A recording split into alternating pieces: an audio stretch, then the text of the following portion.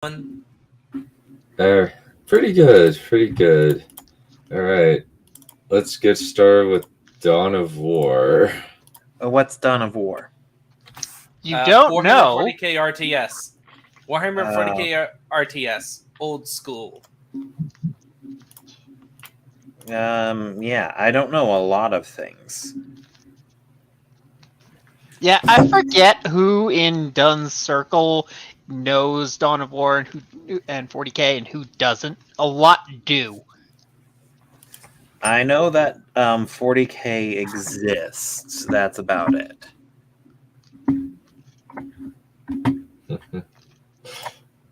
Fair enough. 1 second, let me raise your volume a tad. Let me share screen with the audio. Okay. All right. Yeah. By the way, Dunn, what resolution are you running? Because I tried pulling mine up, and I had more time fighting the resolution of the screen than I did actually playing. Let me see. I used 1020 set by 760. That'll work.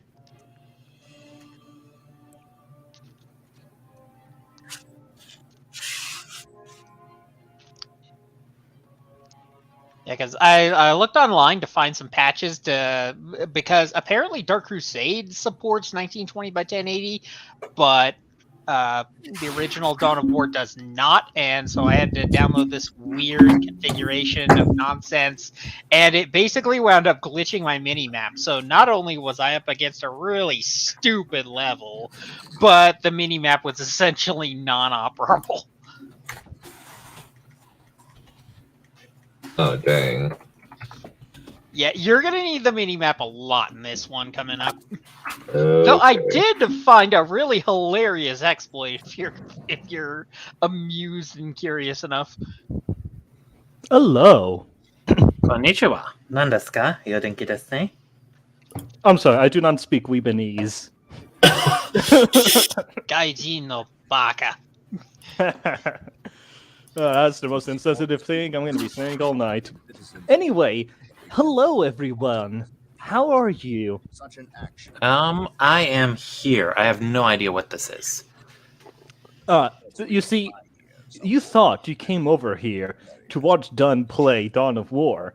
However, what's actually going on is that tonight is lore 40k lore dump session, where I will pull out a faction from the setting of Warhammer 40,000 and autistically break it down in fine detail with a few swear words thrown in here and there to keep the little immature rascals entertained at home.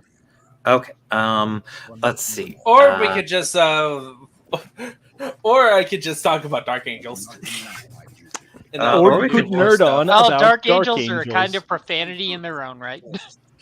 Yeah, well, Funnily enough, there's new development because the Lion's back, and he's changing stuff up a bit. Oh yeah, Lion, help! You help think that's me, funny? Lion. Guess what I have in my hands right now? Well, guess what I have in my hand right now? I have the Dark Angels Codex from 8th edition in my hands right now. I'm just going to drop that down, and I'm going to break that open and read out some lore to all of you, so that way you can all be educated on the latest happenings with the Dark Angels, barring, of course, the 9th edition Codex and Arcs of Omen, because, well, I don't own those. Oh, okay. I do know that Magic the Gathering did a Warhammer set, but that's about all I know about it. Mm-hmm. Yes. I didn't get any funny. of the cards from it. I am fighting the urge right now. I'm actually building a deck right now because I got so exhausted after doing a lot of spray painting for an Avalanche Exia that I just decided to put all the Gunpla stuff away and just build a Magic deck that I had on the back burner for a while, and it's a sort of a Rafine Reanimator. And it's absolutely disgusting, and it's not even done yet. But I have to really fight the urge to go to my Warhammer decks, and it's like, hey, there's a free Talisman of Progress here that's not doing anything.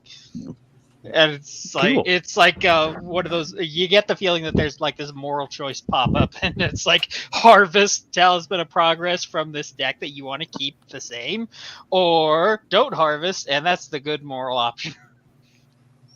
Nice. Just buy a new Talisman of Progress, you pussy.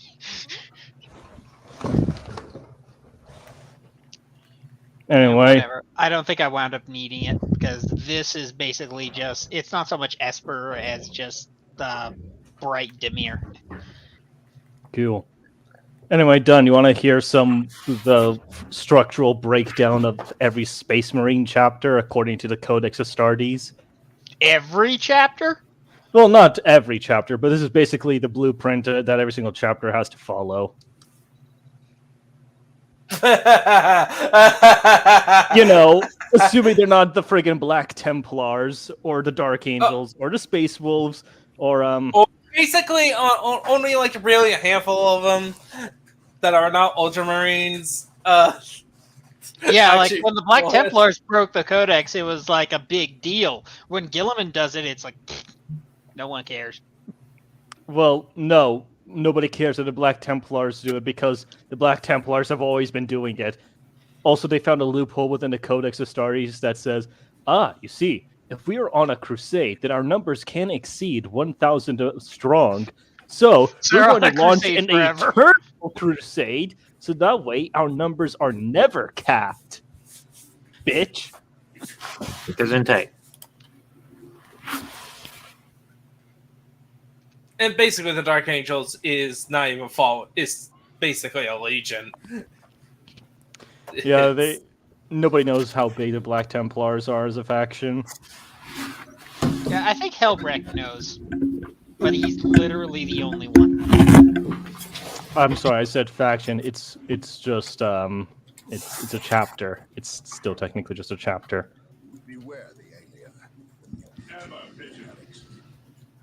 Question: do you count the Soul Drinkers as canon? Yeah, they're a thing. There's in-lore reference to them. Oh, hey, look, the Eldar. Oh, hey, Dunn, you see that big stompy mech thing over there that's going around punching your Marines? Yeah, that thing is that's a wraith construct. So basically, the way that those things come into being is that there's a wraith seer, I think they're called, and basically they sing. Spirit Seer. Yeah, spirit seers. They basically sing Wraithbone into existence using their psychic abilities, and they used that stuff for literally everything because it's Yeah, it's so like this goddamn. quasi-organic warp crystal. Yeah, it's so goddamn versatile. They can literally use it for anything. They also have something called a Spirit Stone, which can harness and capture the spirit of a dead Eldar as they are dying. And what is an Eldark? Yeah. Basically, it's an Eldar.zip file. Oh, so they're the Borg. Well, not really, No. but Now, the basically, Ambien are what you pretty could do with close. this, what you They're could do just with space this, elves. what you could do with the Spirit Stone is that you can take it to a Wraith construct, plug it in, and the Eldar is back to life. Oh, okay. So Eldar are space elves. That makes them worse than the Borg. Yeah. Obviously, you don't want to end up in a freaking Wraith construct because it kind of sucks. You're not really all there, but you're still alive. Alive silver is a linings. strong word, but sure. As Yeah, long as it's hey, not You're not Dark getting Eldar, eaten by you're fine. Slanesh. That's Yeah. probably the more important thing. Yeah. Hey, that's the whole point. The Eldar don't want to get murder raped by Slanesh. Yeah, at least not have their souls be murder raped by Slanesh. Because that's a horrible fate. Ah, I see you've met with a terrible fate. Beat me to it. And yeah. Okay, so what's going on? I see pointing and clicking, and I hear words from the video game. This is a classic RTS. So you're building bases, you're moving troops, and you're capturing points. Yeah, he's trying to establish a beachhead, but it looks like he's getting greedy. Oops. Oh, wait a second. Is that a falcon or a fire prism that just showed up? The Falchion? I didn't know this was Fire Emblem. No, a falcon. It's a type of Eldari transport. Oh. Is it overly complicated like most elves? It just floats and flies and such. You know, I actually should probably just go and pull up the freaking website at this point and see what the heck is going on. Oh, let's see. So that thing has like twin turrets up on the top. So, yep. Let's see what we got. Scrolling. No, that's a wave serpent. Oh. In Dawn of War, it's basically an irrelevant difference. There are no wave serpents, but falcons can transport units anyway. Okay. Let's see. So Eldar. Oh yeah, it could have just been a falcon. But let's see. And then, is this the game where there are Zergs who rush? No, you're thinking there are no Tyranids officially in the first. No, he's talking about. He's talking about discount 40k. All I know is that there was a strategy called the Zerg Rush. Yeah, it's the national sport of South Korea. Yeah, you think I'm kidding? It's called StarCraft. It's basically discount Warhammer 40,000. There's a rumor that originally StarCraft was going to start off as basically a Warhammer 40,000 RTS, but Games Workshop squelched on the deal and they pulled out, and so basically Blizzard just created their own game instead.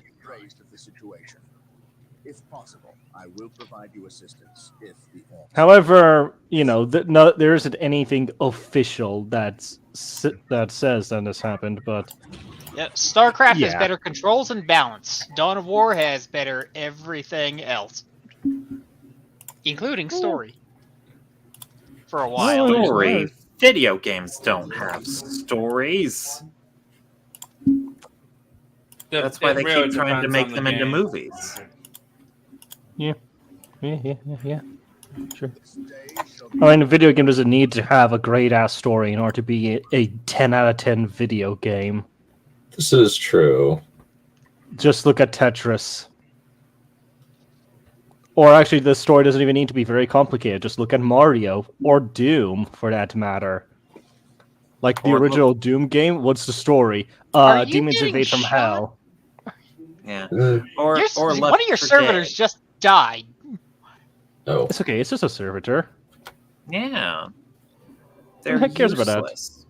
No, they're not useless. It's just that, you know, I could just grab that random citizen off the street and make him into a servitor. Oh, I don't know what Nobody will bat an eye. But I wanted a servitor now. So, hey, we can't get all these. We can't keep getting these. We can put too much strain on the shipment supplies. The local forge world needs like what, a month or something to transport all this stuff on over through the warp. Come on, you want these shipments to get lost to the warp or something? Give the admin a break. Let them figure it out. Yeah. Anyway, my only experience with real-time strategy was this one indie game on the Nintendo DS about an armadillo wearing a cowboy hat. How was it? It was okay. I had no idea what I was doing, and there was a talking squirrel that looked terrible. Interesting. Ooh, Discord notifications.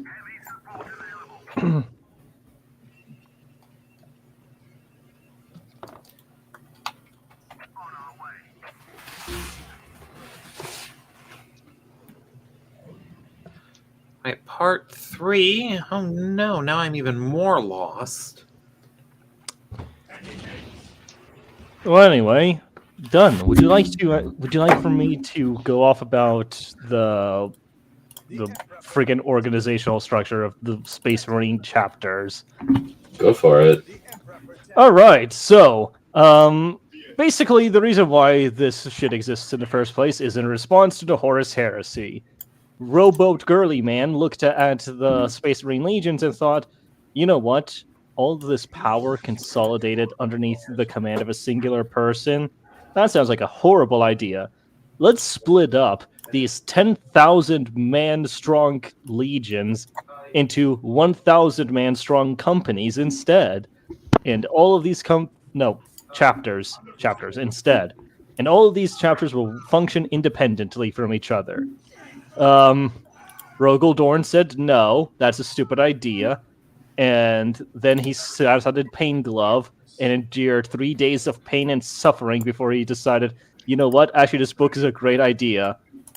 So yeah, must have been a pretty great ass book if you can only appreciate it after 3 days of constant torture.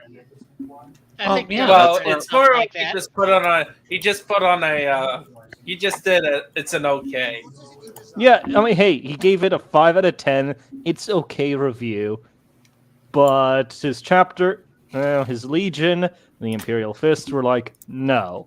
So, yeah, he decided to do a funny with them. But we're veering off to the history of the Imperial Fists and the Iron Cage now. Basically, all of them decided, you know what, screw it, we'll do this. However, some legions were exempt from it, such as the Salamanders, because they had fuck all in the way of infantry, and they the were Space largely Wolves. decimated by the bombing of that initial planet. Istvan 5. Istvan 5, thank you. Yeah, the Istvan 5, the betrayal Yeah, of they Istvan didn't 5. have That enough basically left. screwed over the entire Legion. They had F all in the way of guys left, so they were Isn't exempt. technically also a Raven Guard? The Raven well. Guard, yeah, but They they had weren't as successive bad. chapters, so, Also, there was the whole Raptor project that was infiltrated and sabotaged by yours truly, the Alpha Legion, but we're not about to get into that stuff. So, basically, the way that the chapter structure is organized is that there are 10 companies for each chapter. Each company is divided into 100 Marines. Well, they contain 100 Marines each. And typically, they will also contain 10 squadrons. There are about, let's say, 4 different types of companies within a Space Marine chapter. The first company is always the veteran company. Those are the guys who have been around the longest since the very beginning. Well, not really the very beginning, considering that all the Marines from the very beginning are now dead, except for Bjorn the Fell-Handed, but I get ahead of myself. So basically, these guys are like hundreds of years old or something, which... Bless you. Thank you. And they get all the nice fancy gear. They get to decide which weapons they bring into battle. They have all these battle honors on them and everything. And the captain of the first company is referred to as the Master of the Keep. Don't ask me what that means. I'm just reading it off of the little coins I got from the collector's edition of the 8th edition Codex. Well, So he's the master of the 8th keep. edition. What more do you need? yeah. He's a master of the Fortress Monastery, which is basically the Space Marines headquarters. So yeah, Space Marine chapters could either be fleet based or they could own a planet. So some of them can basically have a Fortress Monastery from which they launch all their operations, or they could be fleet based, like the Blood Ravens. Hey, that's the guys you're playing right now. Except they do have a home planet, as you learn about way later. Well, home sector. Yeah, but that's beside the point. Also, a famous example of a fleet-based chapter is the Imperial Fists, who operate out of the Phalanx, a giant moon-sized space station that's absolutely brimming with Dark Age weapons. Weapons and technology so advanced that the Imperium has lost the knowledge on how to even use it anymore. So, yeah. First company, veteran company. Second, third, fourth, and fifth, or what are referred to as the battle companies. These are divided as follows. 6 of the squads are tactical squads, or their equivalent thereof. These are basic foot soldiers, infantry, who may bring along some special or heavy weapons. The sergeant will almost always be equipped with a melee weapon of some kind and some other special weapon, as is his right as the squad sergeant. Also with them are 2 heavy support units and 2 fast attack forces. These will either be assault marines or devastators. Assault marines to fly up close and absolutely rip shit apart via jetpack and chainsword. And the devastators are going to be sitting in the back with firing heavy weapons at the enemy. Usually every single company will be commanded by a captain and 2 lieutenants. Every single company will also have a chaplain, I think. No, that's actually not standard at all. They'll also have their own ancient, who wields the banner of said company. Of course, there is a chapter version of this for specially honored ancients, but that's beside the point. And No, also, the ancient. all these numbers are predicated on the chapter not having suffered massive losses. Yeah, this is just a standard layout. Let's see. These And are like So- your upper and Primaris does screw it up a bit because they have like a unique way of doing how they do infantry. Yep. Where it's like it's more regimented, where you have a specific squads that has only standard battle rifles, other ones have the heavy machine guns. Yeah, I think we've already touched on that. Mhm. Anyway, companies 6, 7, 8, and 9 are what are referred to as the reserve companies. These are basically just pulled in when needed. These companies either have have more Is this assault. going to be along the lines of an infinite unit spam? Huh? Not in. Oh, what attacks you? Yes. The orcs. Okay, like yeah. as in the orcs. Yes. Oh yeah. Well, yeah, However, if you go a little further up the road, you'll find their spawn point, and it's really funny to like just have 4 dreadnoughts sitting there and just like holding them down all game. Yeah, the orcs are infamous for just being an endless green tide. But yeah, the final 6, 7, 8, and 9 are reserve companies. These will either have more fast attack or they will have more heavy support. So more devastators, more salt marines, and I think one of them is a basic tactical company, but I could be wrong. The final company, the 10th company, is the scout regiment. It's the scout company. These are basically the guys who are still in the middle of training, who are still learning the art of war and all that other shebang, and of course the honors and traditions of the chapter.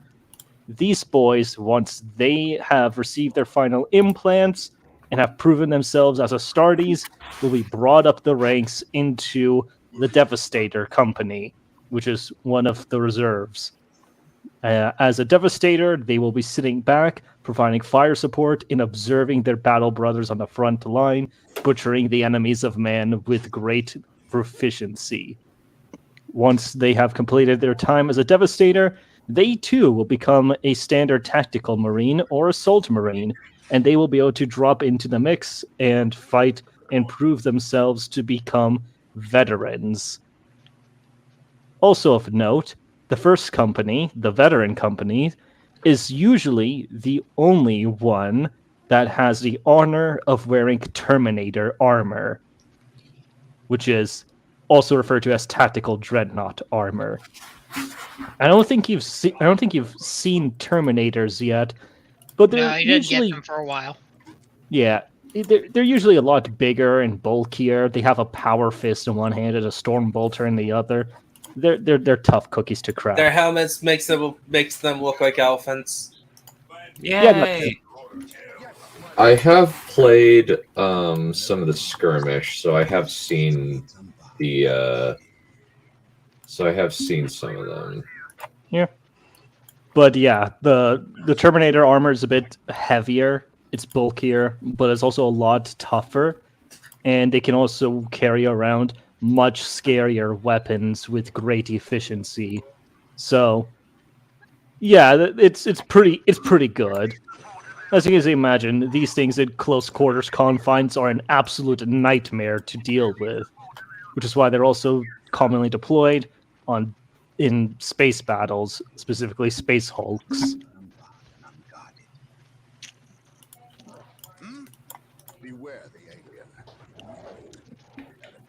So there you go, Dunn. That is the breakdown of a Space Marine chapter. That's the entire organizational structure. Outside Well, of there is also the librarians, which outside of has the them. librarians, and the chaplains, and the apothecaries, and and the armory, because there's also the armory to consider, because they can bring in anything from predator tanks, land raiders, rhinos, land speeders. It's a long list. But I'm also certain you know what a dreadnought is already, because you've brought them in.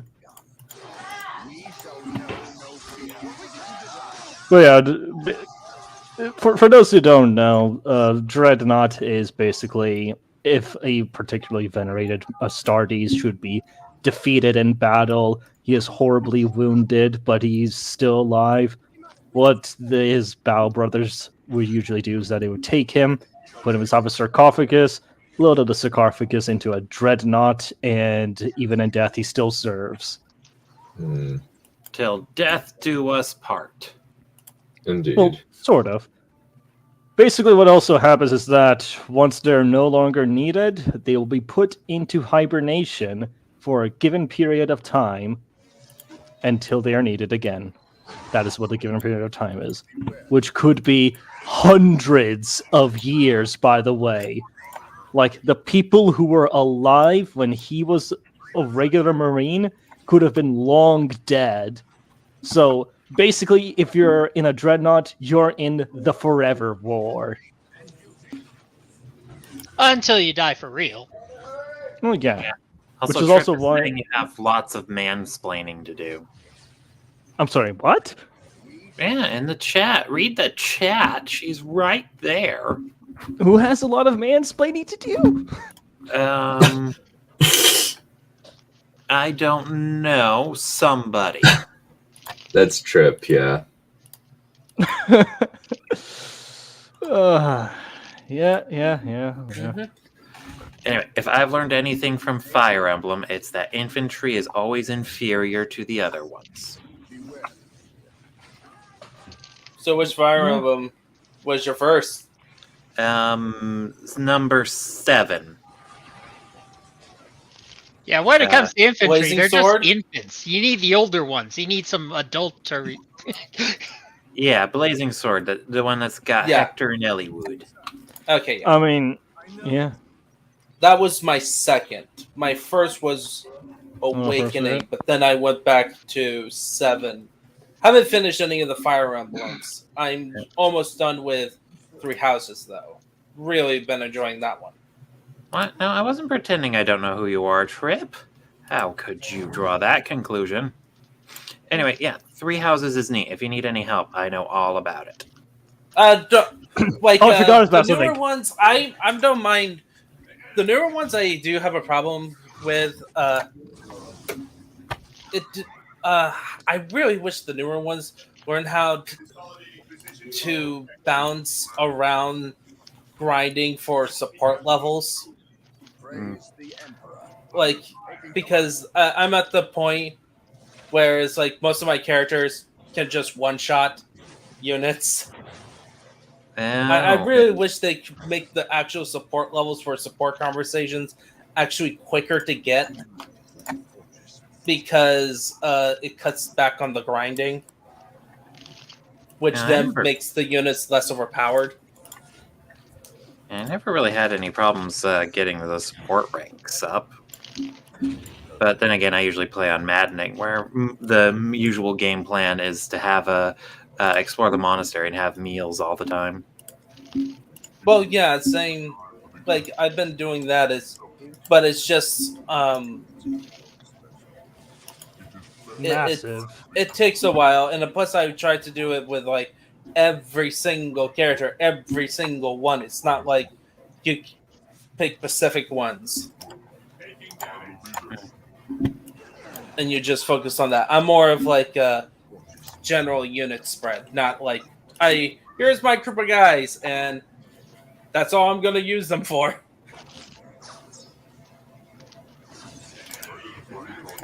So anyway, let's see. There's a few other things I forgot. I'm just gonna briefly touch on the supporting commanding officers. We have the apothecary, pretty simple, straightforward battlefield medic, but he also has a very special role. So Astartes have this special genetic thing in their necks called the progenyal gland, which is exactly what it sounds like. You need that to create more Marines. And by create more Marines, I mean their genetic material to surgically implant to create more Marines. Do they come from a planet of clones all named Mike?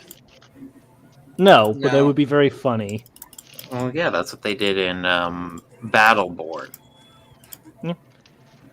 Anyway, so that's the job of the apothecary. They're the guardians of the future for the chapter. And then there's also the chaplains, who are spiritual leaders. It is not necessary that they are religious and that they worship the emperor. However, you will find that typically they do. Well, not really typically they do, but it depends on the chapter. Like the Black Templars, obviously, they're basically just Ministorum priests at that point, but you know, bigger and scarier. Yeah, it depends on who you ask and when, because that tends to fluctuate. Yeah, anyway, so hold on.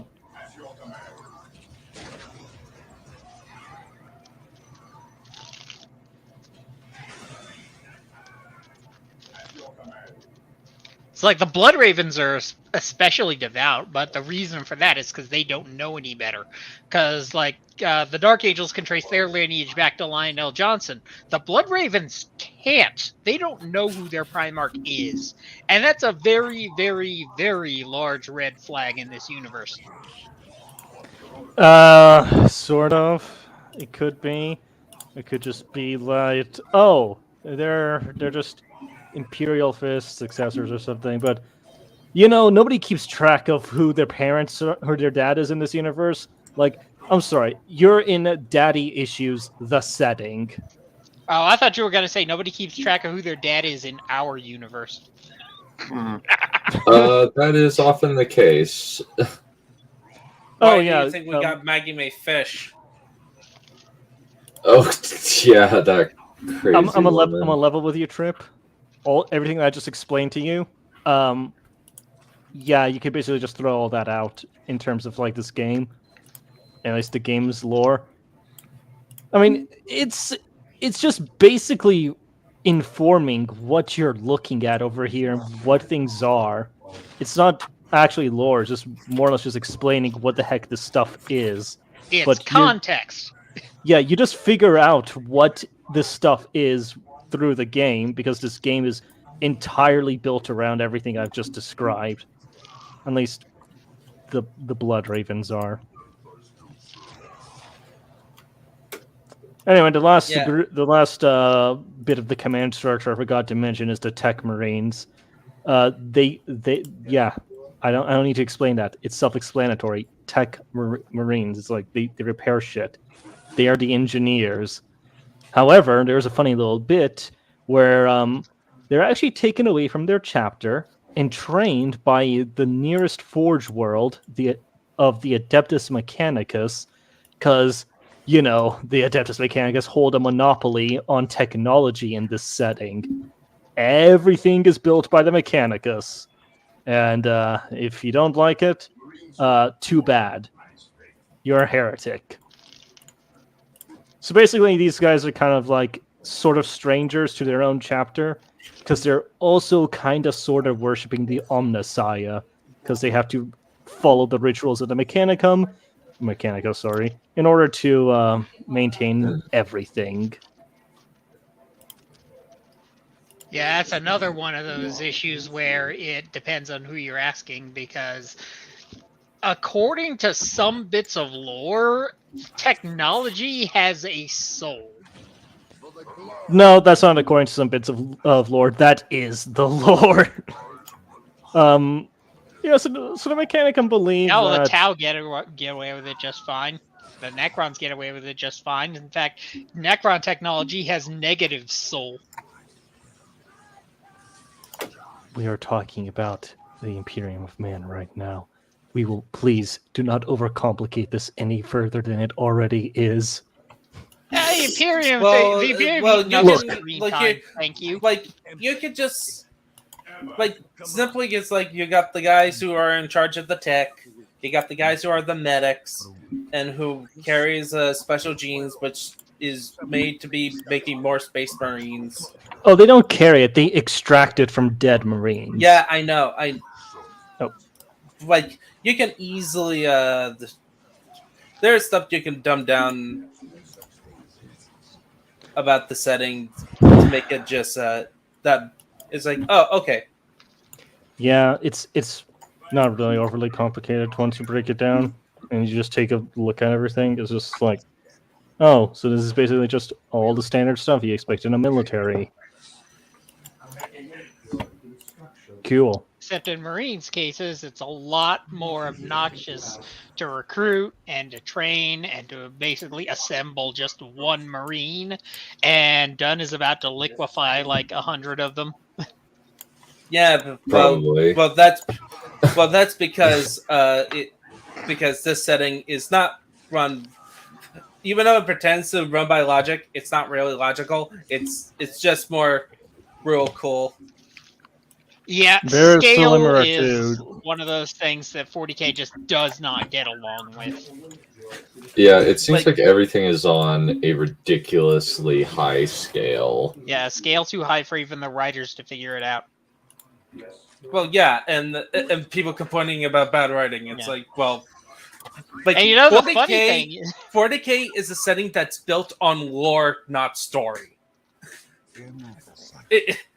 They think lore first to explain the models that they're going to make for a tabletop, as opposed to, we got this cool storyline and then we make characters for that storyline.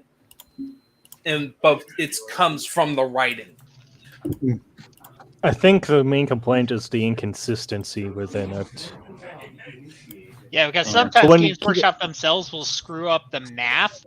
Because if you actually look at some of the canonical lists of like how many guardsmen or marines get deployed to a conflict, the numbers are just would be humiliated by any single significantly militarily adept country in real life. And Yeah, not just like because of the- space marines getting outnumbered by everything, but because just guard being like having tiny armies compared to like things that were kicking around World War One, which is what they were theoretically based off of. But Games Workshop didn't do the research, and Well, it's just Yeah, more they- they go by real cool. Look, I'm That's gonna really put most of the writing stuff in their writing problems is they go by real cool. just tag in another 2 zeros at the end of any numbers, and you have a more realistic count as far as casualties and troop deployment. and Yay! counts.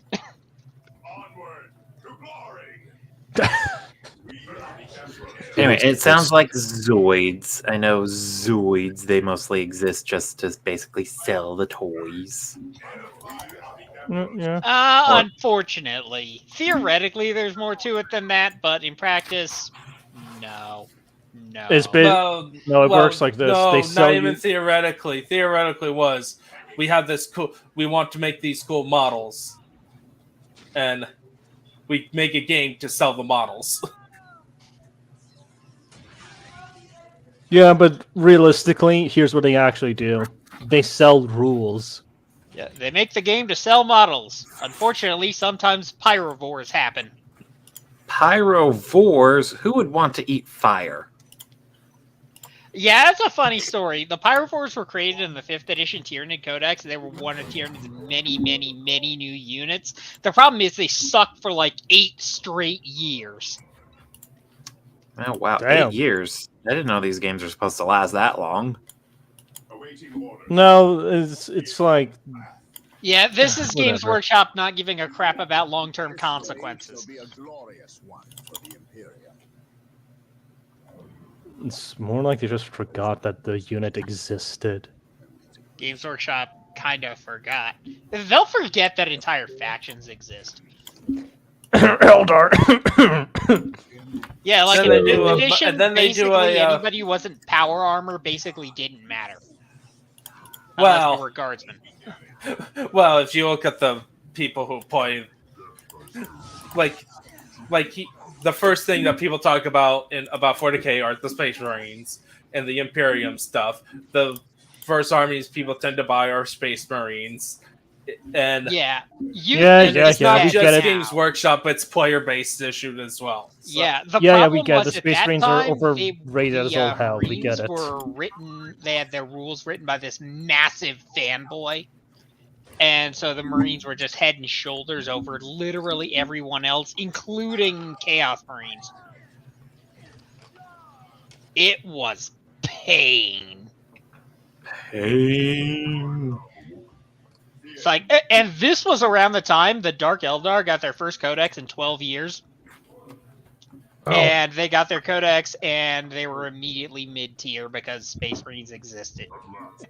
well, It's all right. also, Every single time but, the Drakari get a new codex is guaranteed to be the most overpowered thing in the edition until Games Workshop gets around to nerfing them, which will well, be halfway through the edition. Sounds like Well, behavior unless- with Dead by Daylight. unless you're Tau, when we make new armies, and then all the fanboys will complain about them, about how good they are in both lore and gameplay, and thus we need to make them more grimdark to make them not like, oh, they're like the good guys of this setting, and their weakness is that they're totally naive. It's like, no, we can't do that. We need to have them also. Yeah, Their we get it. weakness is We that they know. don't do close combat, and they only hit things that they're shooting at half the time. Stormtroopers. Literally, it can be pretty bad some editions. Basically, what determines whether tower good or not are their points costs. It is the most important stat in the game. It is what you cost. Oh, I thought it was movement. Wait, no, that's Fire Emblem. Well, also, the 9th edition codex introduced rolled in marker lights as a flat +1 to hit against a given target. You just flash your marker lights flashlight have at been them doing and you just... weird things forever. I still prefer the original marker light system where it's like you tag something with marker lights and then you can spend those marker points in order to increase the ballistic skill of something that's shooting at it. That's... And then in the next edition, they made it so that the number of markers, you had to look up a table in order to figure out what effects you had. And it's like 1 means you reroll 1s to hit. Awesome. 2 means Drake. you ignore cover or something. I got something to tell you. What you just... The first example, what you just described, that is literally the 9th edition rule for marker Oh, they're lights. back to it. Yeah. Well, now we're going to 10th Honestly, edition. thank God. Because that Yeah. was the only marker light system that actually made sense. Then they tried to do all this dorky bullshit with it, and it just never took off. Yeah. No Also, one cared. Farside enclaves, whenever they're within like 12 inches and they're targeting the nearest hostiles, they get a free marker light on it. They just act like it's already has a marker light on it. Oh, and is that bad? No, No, it means that's that they just get a flat +1 to hit ridiculous. against you. Yeah, it's Oh. busted. It's even more busted when you have the friggin' shotgun units. And there you're are also shotgun units. Yeah, Pathfinders. No, not the Pathfinders. They're Breachers. Breachers. It's okay. the secondary build for the Fire Warriors. Oh, are those useful now? Oh, are they freaking useful? Try full rerolls to hit and wound with a strength 6 gun at AP 2, damage 1. Oh wait, you're also going to be in a Mont Ka when you're doing it, so you get to advance and do that, and you also get plus an additional AP, and you also get to reroll Ruined Wolves of 1 inherently. So Yep, when Yeah, Games these- Workshop want to sell something, they make it ridiculously powerful. look, all I'm going to say is features delete shit. That's just what they do now. But only for 3 but turns. After eventually that, they everyone get has their screwed. threshold for how much bullshit they can put up with. Mine ran out at 8th. Yeah, actually, believe it or not, that's actually Breachers are actually surprisingly balanced in a sense, because the full rerolls to hit and wound is a stratagem, and I think they can only use it if they exit from a devilfish.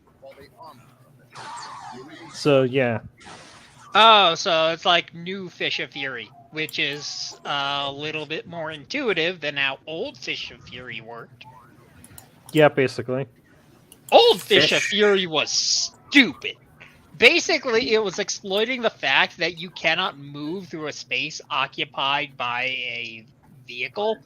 And so what Tau would do, because their vehicles are skimmers, you put them on bases, and then you get your units out of them on the other side of the unit that you're shooting, and then you line like 3 or 4 of them up, and then your fire warriors just open fire, and in order to actually assault them, and stop them from shooting and to take advantage of their one major weakness, you need to actually move around the devilfish. You can't move under them, but they can shoot under them. That was dumb. And basically, Tau live and die on how much they can exploit and make the core rules cry. I think that's why a lot of people hate them, honestly. Yeah, I mean, 9th edition really made the Tau into a very, very move and shoot army. Because they basically gave them special faction exclusive rules called Mont Ka and Kao Yun. The Killing Blow, and the Patient Hunter. Yeah, Dunn's which are gonna become pretty acquainted with them in Dark Crusade. Yeah, which, Hooray! furthermore, those are actual in-lore battle philosophies. Then again, there are more than just those. There's also Vyor La, which is movement-centric, as I recall. And... Well, I'm just kind of talking about the 9th edition stuff, mostly. Yeah, it's I'm weird just how going to go Games ahead Workshop went ahead and just made their combat doctrines just based off the Dawn of War ones. Yeah. Because Tau have a lot of combat doctrines, and you'd think if there was one way that they would want to just expand on what Tau are capable of, they would just give them more doctrines because they have more doctrines. It makes canonical sense that they would have more doctrines than 2. Yeah, but those are the most popular ones, so, Also, I guess it would just it's just a bit of a headache to constantly be thinking about it. We'll get to they'll probably get to them and eventually, but I just kind of want to explain what this stuff is right now.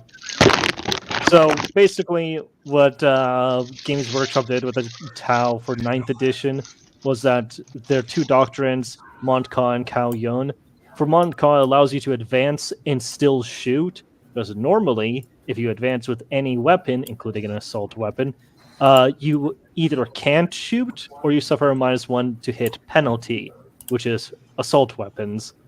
For heavy and rapid fire, you're shit out of luck. So Mont Ka allows you to ignore that rule, so you can move as far as your advance roll will take you. So pretty like I said, far. Tau live and die on how much of the rules they ignore. So they can't just spray and pray? Dude, No, they're every not single religious. everything. Okay, that was genius. I love it. Yeah, well, bro, every single faction live and die based off of how much of the rules they get to ignore. Like, what do you think freaking Bolter Discipline was? Oh, we ignored the rapid fire rule. Cool. Okay, we just get to max shots on you. But that's neither here nor there. So, AKA, is... it seems like this was a bad game design. Oh, it's terrible game design, and made all the worse by the fact that it keeps getting updated incrementally, one at a time. And it gets And people worse with every complain new edition. and people complain about the new edition that they're making it simple, like removing stuff. I know filthy absolutely casuals. no one who's complaining about the simplification in 10th. Like, almost universally, everybody I know seems to agree that 10th edition is an absolute freaking godsend. Yeah, it's basically just as complicated as it used to be. It's just that it's written the rules differently. Yeah, what I just noticed is that they just figure out a way to just remove like, you still have some of the rules, but they put them in a way that makes sense and easy flow. Like, psychic rules are now just tied to specific phases that you're gonna use, and they're like little abilities. Yeah, they removed the bloat. That's what's the big mantra of the edition. Yeah, because they're gonna put the bloat back in 5, 4, 3, 2. Yeah, so Dunn, get used to this. The 40k community is by far and large the saltiest, and also, yeah, just the saltiest community I know of. The saltiest and most cynical, and I'm not gonna lie, it is for good reason. Games It's Workshop because we're does the make oldest. Well, okay, no, out there's there. one fandom that's just as salty as the 40k and way older. What, Star Wars? Yeah, Tolkien. Yeah. Oh, I was thinking Tolkien. I was thinking. Yeah, well, Tolkien fans didn't usually need to get salty because it was so impenetrable by newbies that it sort of sheltered it from anybody. Yeah, doing anything stupid. it's like Tolkien. It's not Tolkien's the Tolkien fandoms doesn't seem as salty as Star Wars. Like, no matter what time period that Star Wars was around, there was salt. You think nowadays that people don't like there's a divide in the fandom? No, that's basically every era, because Star Wars is a product of quantity over quality. Yeah, the divide was fair with the prequels. Let's see. It was George Lucas yeah, at the start with the heavily at divided. the start of the original trilogy. It was the fans who kept consuming everything. So basically, everyone. Haven't you heard the rules? Consume product and then get excited for next product. But then also you get mad at the next product when it's not good. Yeah, because how not dare good things or different. Yeah. I heard a lot of screaming over there for just a second. What the heck just happened? Things are probably dying, probably. God damn, how many freaking Eldar just died to this game? Well, since they're Quite a space elves, few. not enough. Quite a few, since I've been creating turrets at every single point I've been at. Bro, they're a dying race, man. At this rate, you're gonna drive them to extinction. Look, Yay. Yeah, because a dying race needs a horde unit. I never understood Guardians. I'm sorry, I never did. The Guardians, what exactly are those? They're basically basic regular. units. They're Eldar citizens. The rank and file basic Eldar that just live in the craft world and sing their songs and make their pottery. And Yeah, then, apparently they're it's time better for warriors. battle. They're militia. Yeah, they're also better warriors than basic humans are. The Elder are literally just humans plus, or humans premium. It's like, I get why they're conscripted, but they have a warrior class. That's the whole point of their aspect temples. Why not just have the aspect temples do the fighting? Why Well, have because- guardians? Because it's like, you just want to like not sit on your ass while all the warriors are dying, I guess. Well, it's also because the Guardians are also defensive roles, as their names entail. It's just They're that the way also that they're assault used. guardians. Yes. Oh, the Guardians of the Salt. That sounds important. Anyway, kind of wanted to talk a bit about the Tau, because Yeah, the go for Tau, it. the Tau are a fairly recent faction, and you know what? I'm just going to go ahead and not talk about the Imperium of Man, because it's kind of overrated, horribly overrated, and chaos and as the well. only other recent faction that I like is the Photons, but they are brand spanking new, so we got Squat. barely any lore. Yeah. Plus, humans Somebody are only. finally destroyed the squat clock. Yeah. Anyway, humans, they're only in fiction for people who are unimaginative and don't know how to do anything. Or they just want to explore shit with humanity, you know? Or they just like having humans in the lore. Yeah, Yeah, I like having humans. I'm just like, the thing I just get is that people complain about, the Space Marines take out so much, like all these other factions get little attention, and then it's like, well, let's just go back to previous times when people complained about how their favorite Space Marine chapter looked bad because new Xenos faction may have the moral high ground. So Xenos. Yeah, we get it. Stupid fanboys freaking out about the Tau, which I'm going to go ahead and start explaining the lore for them. So, the Tau are a very, very new race in the setting and the lore as a whole, and I don't just mean that in terms of creation. I mean literally in the timeline. They are a brand spanking new species. Basically, they're just a planet system in the Damocles Gulf, or Damocles system. Yeah, very funny. I see what you did there, Games Workshop. Basically, they were a bunch of tribal barbarians at some point in time who had a caste system. There's the water, and then there's earth, and then there's fire, and then there's air. And Then the everything four changed when elements. the fire warriors attacked. No, and then everything changed when the ethereals came. Because here's the thing. The Tau from before were constantly at war with each other, yeah? And then in the Imperium of Man, they had like a little scout ship floating around by. They saw these Xenos fighting around. It's like, these are primitive. We'll come back to them later. Yeah, and then And Warp then Storm, wasting- and then they accelerated technologically by like 20,000 years. Yes, a warp storm cut them off from the Imperium of Man, and during that time, the Ethereals showed up.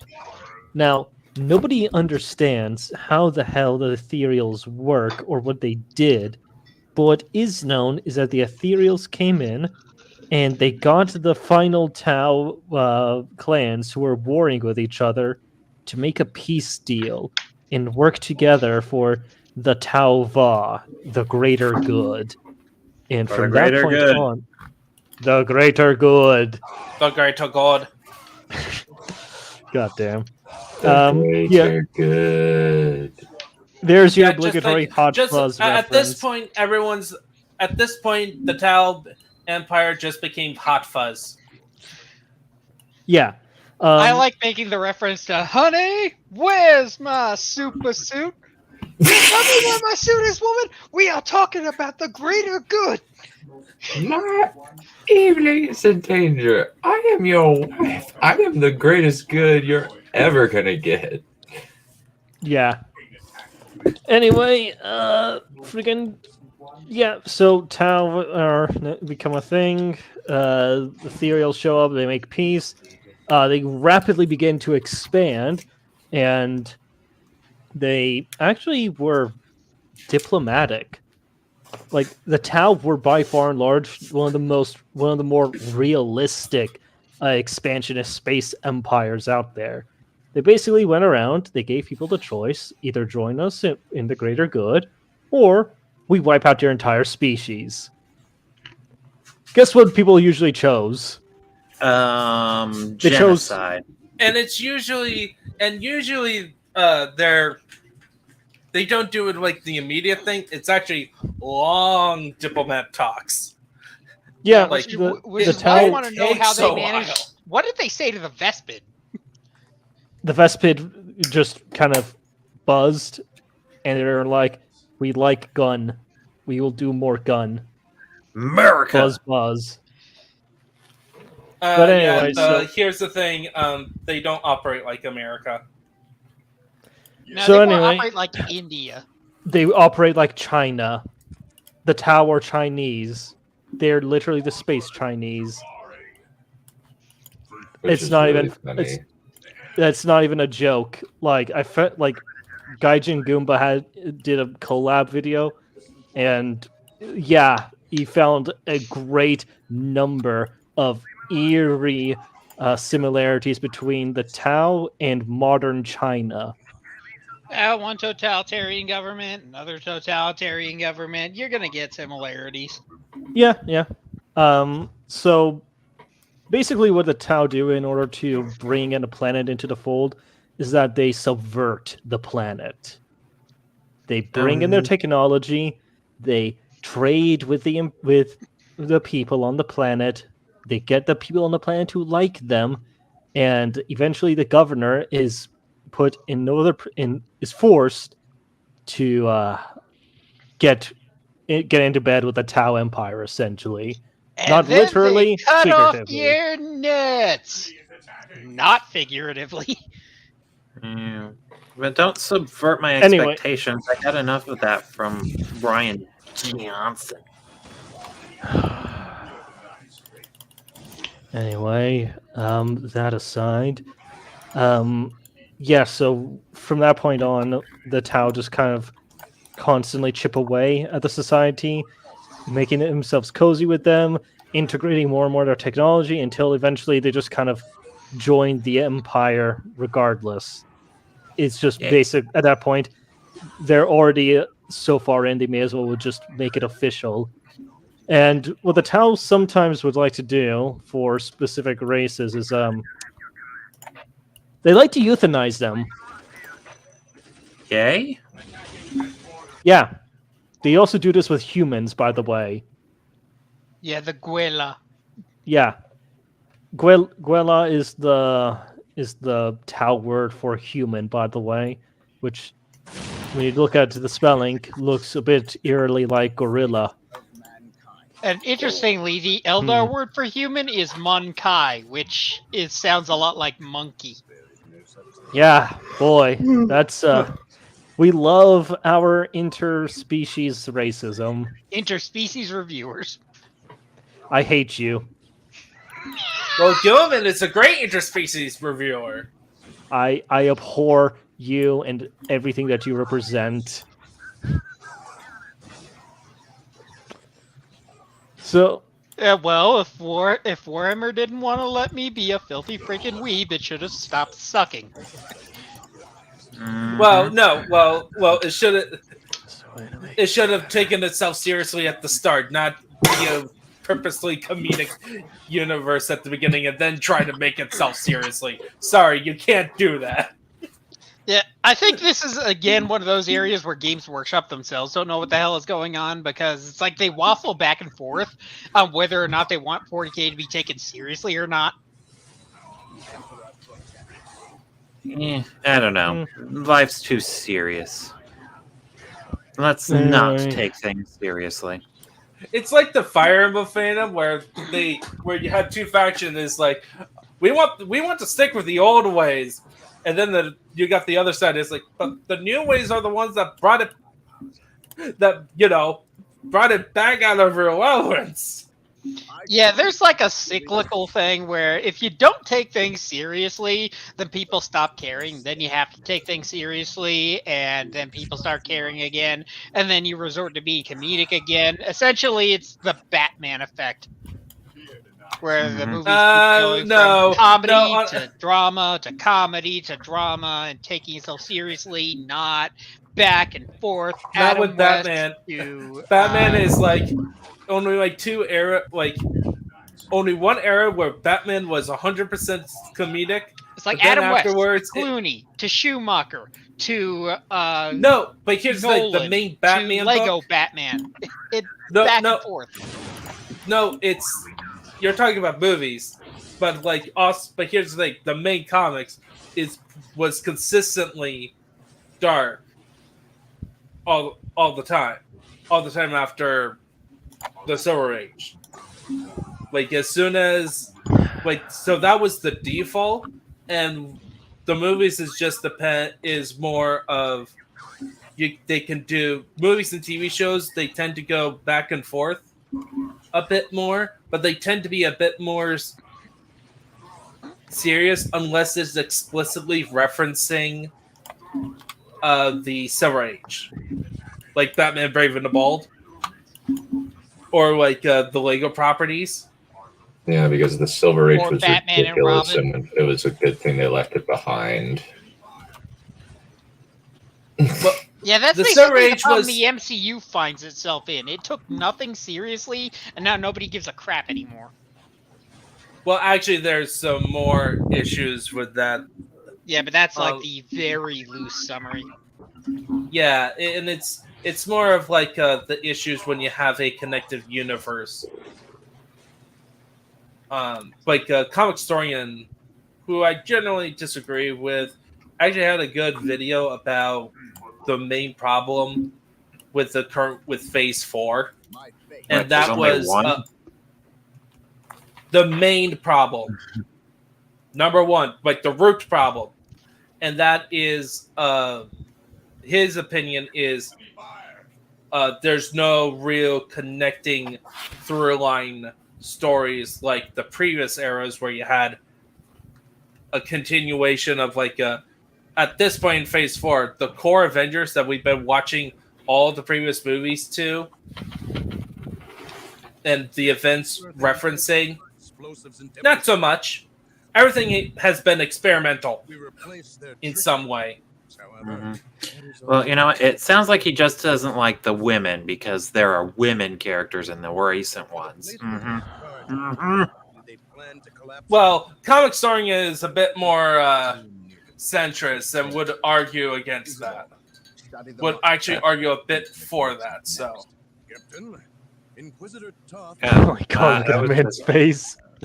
Yeah, he looks like he has a face. Anyway, I was just making a joke. I don't really care. But I never claimed chaos and never set foot on this planet before. I said that if something were here, the impending warp storm would eliminate that threat. I like his accent. Will not remain to share his fate. And as I explained, Inquisitor, the Blood Ravens will remain until the last possible moment. Until that happens, in 2 or 3 days hence, I plan on pursuing this riddle. Captain, I do not presume to question your decisions concerning the Blood Ravens. But when it comes to employing the Colonel's Imperial Guard in your quest... My quest? Yet again, you accuse me of pursuing my personal interests. It is my duty and yours to expunge any scent of heresy or chaos. You overstep yourself. As do you, Inquisitor. It is not the Colonel's Imperial Guard. Their lives belong to the Emperor. It is by his mandate and will that I use the Imperial Guard against the forces of disorder and elevate them in the glory of holy battle. If you are set on a path that will lead you to destruction, I can do nothing to stop you. But I won't allow you to drag us down with you. By inquisitorial edict, I am taking control of the planetaris. All requests for planetary resources, including its military, will go through me. From this point on, you and your men are on your own. Damn. That sounds ominous. Hey, mission success. Yeah, that was actually pretty good. Yeah, you won. You killed all the things. Oh, hey, Trip. I was wondering what happened to you. Trip has been there the whole time. How dare you? Help me. Please, I am just trying to explain some lore. Now, no one cares about lore anymore. Just tell us if there are any minority characters. There are. There's literally billions. Define minority. The salamanders are a minority character group. Actually, wait a second. Are there even minorities in 40k? Technically, the Eldar are a minority because they're mostly dead. Oh yeah. Technically, the Tau because the Empire is so small. And because they have no warp travel, because they have no psychics. Yeah, I was actually getting to that. Thank you very much. No psychics. What? I thought this was science. Yeah, it's like that's one of the big reasons why I really disagree with anybody who thinks that the Tau are Gundam based. Because Gundam characters have psychic powers out the ass, but Tau specifically don't. Anyway, so back to the Tau. So yeah, basically that's how they get planets. They subvert them, or they conquer them. I need to step up for a second. Oh. Yeah. Okay. Well, I'll sit down over here, twiddle my thumbs and such. Well, technically, and also whinge about Space Marines being over freaking rated as all hell. Like they only keep your Space Marines in Horus Heresy where they belong. This is Warhammer 40,000. What the heck are you doing with Space Marines here? Yeah, Games Workshop can't even write Space Marines all that well. Frankly, I think they should have made them guard the poster boys. Yeah. Anyway, Sisters of Battle are way cooler. Fuck the Astartes. I want more nuns with guns going around killing things. Nuns with guns? Wasn't that in one of the Hitman trailers? Yeah, that's basically the inspiration for Sisters of Battle. Yeah, basically if Sarah Palin were a militia. Okay, anyway, I'm Sisters gonna of head Battle out are like too. okay. Oh, have a good night. Yep, you guys have a good night too. Okay, bye now. Yeah. Sisters of Battle were a thing for as long as 40k has been a thing. I know, I was just the concept. Okay. Anyway, hi audience. How's your night? We all have an doing audience? well? Okay, dear viewer who's came in from the future to watch this. I hope you're having a wonderful morning, afternoon, or evening. Hi, me from the future when I watch this again. Don't worry, it's not always like this.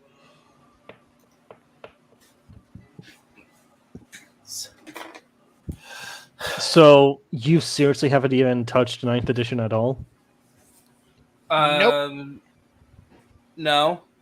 I was getting. That's right. Building I'm sorry. my army just as 10th edition was about to be announced. Yeah, I just remembered. You're the one who got into Leagues of Votan and started building and painting them. Yep. How did you feel about having your codex nerfed before it was even released? I'm fine with it. Yeah. Like. Yeah. I mean, fair enough. I mean, better that, the codex gets nerfed before it gets released than, about a few months after it does. Yeah, Like, after all the that's- tournaments. Yeah. Like that's the Also- thing. Like that's the thing you do when the purchase when you're getting into Warhammer 40K. You just know that it's gonna get balanced, and you're gonna be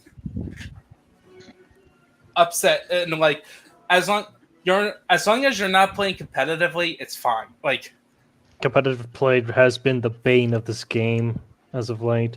Also, Trip, I'm glad that your knight is doing very well.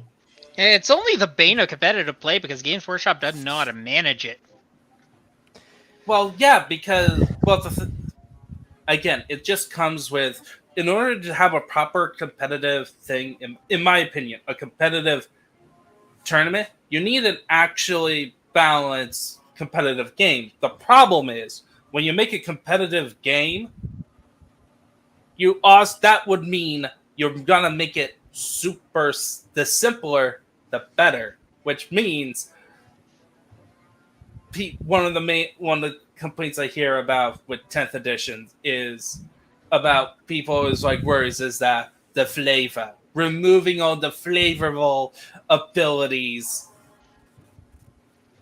Like you remove the flavor, make everything a bit more generic. Like you're no longer just having a Black Templar army, you're just having a Space Marine army that's just painted like Black Templars. Because the rules are written to not have as much flavor because of balance. Well, yeah, I guess. Also, yeah, I just noticed it right now. Thank you very much. Mhm. But yeah, no, removing all the flavor from the factions is a legitimate concern that I, as a Sisters of Battle player, actually have. Because, well, I basically created 4 homebrew orders that I run as basically one of the 4 standard orders. I'm glad that you asked, Trip. I would just model it off of my own fiction. Yep, It would that's probably also kind of be what a I'm video. doing. It would also probably if I would create my own game, what would it be? Right now, I'm thinking of actually doing my own fantasy miniature style game. I have to play other fantasy, the ones I kind of want to play, like a rank and flank type game. I actually want to play some of them to know how they work, and trying to come up with something super simple, but yet adds enough flavoring that people will still enjoy it. Yeah. Anyway, I would just create a movement shooter. Like, just make a whole ass video game, make it a movement shooter, base it off of my own story, even. Or maybe even just, like, make it something like a give it some RPG mechanics, kind of like how Blade and Soul had. But I could just, make it a movement shooter with some RPG elements, some magic abilities here and there, and, all that stuff. What Yeah, if you're me, not I'd allowed go to even be? lower tech. I'd just make a deck builder. What if you're not allowed to be derivative? Oh, what type at of deck all? builder? I'm actually working on an engine for a deck builder that is essentially where all the players are essentially facing off against sort of like the enemy deck, but as players start losing, they don't actually get ejected from the game. They switch sides, and then they're playing against everybody else, and they win if they can make everybody else lose. Okay.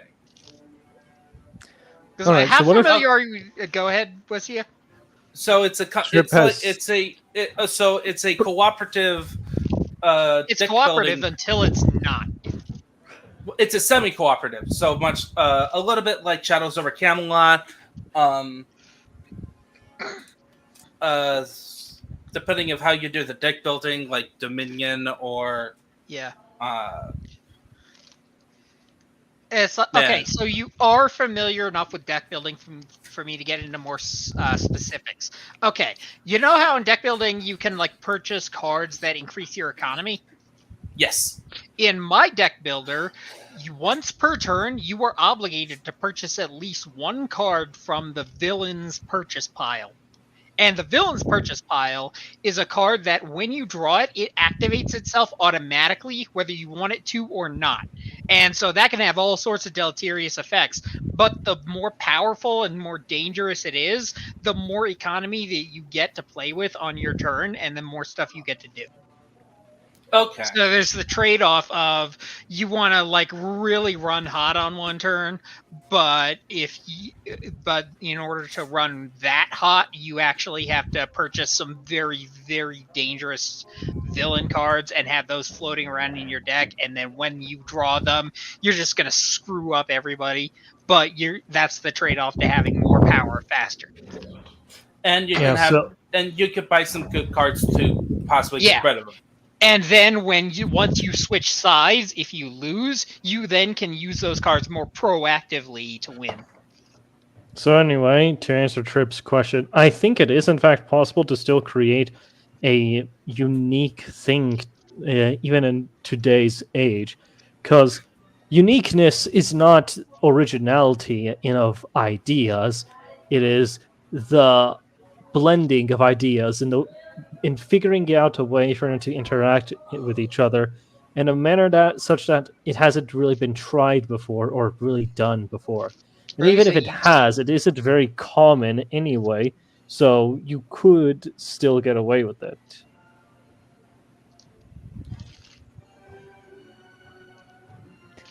Basically, it's going to be a bit difficult, but it's not entirely impossible. Yeah, the trick to originality is hiding your references. Yeah. Well, and also is just like the mixture of ideas that you're mixing in sparks the imagination in such a way that people just go, "Oh, this is original. Well, I never thought of this." That's what originality is, when the audience hears the idea or see it or read the story and they go, "I never thought about it this way." Yeah, it's like, look at 40K. It's basically super soldier monks.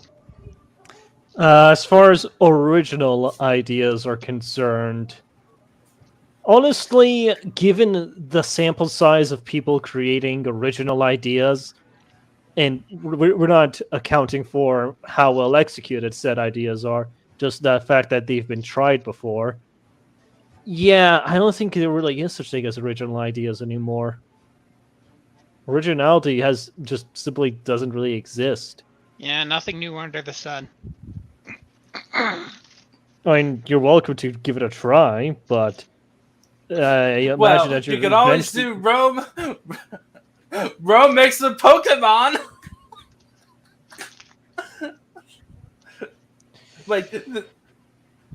Yeah, but we can easily see what. Yeah, but that's not technically original because you're taking two things that already existed and mashing them together. But here's the thing: it's the craziness of two ideas that if somebody gives you that pitch, right? They go, "How on earth does that make a story?" It's not like that is where originality spawns from. It's like, how on earth does this work? If somebody pitches to you. Yeah. I mean, to be fair, to address Trip, I'm not even sure if I could even refer to what I've made as original. As a matter of fact, I will outright tell you that there is nothing original about it, except that I took a bunch of ideas that I really liked, and I put them all together in a blender, and this is what came out.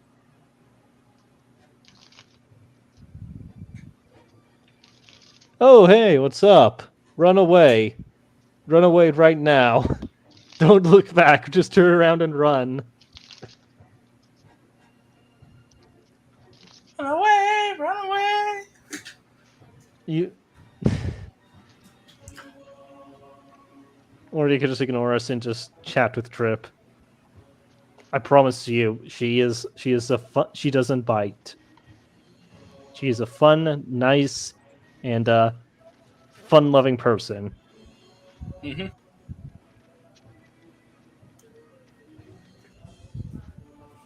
And will totally not make you feel awkward with statements.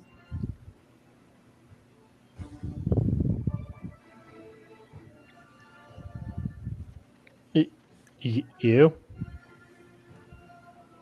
I said, don't worry, Trip doesn't bite. She don't bite. Yeah. I'm starting to think there's actually a delay between YouTube chat and showing up on Yeah, StreamYard. it's like 30 seconds, I think. My throat is slowly being ripped apart by talking so much, by the way. Yeah. God damn it, I knew I should have not even bothered talking about goddamn Space Marines. Space Marines are cool. Like, have you heard about the new lore about the Dark Angels? Ninjato, I'm going to tell you something really quickly. In my Adeptus Sororitas list, I have at least 12 Melta guns in total.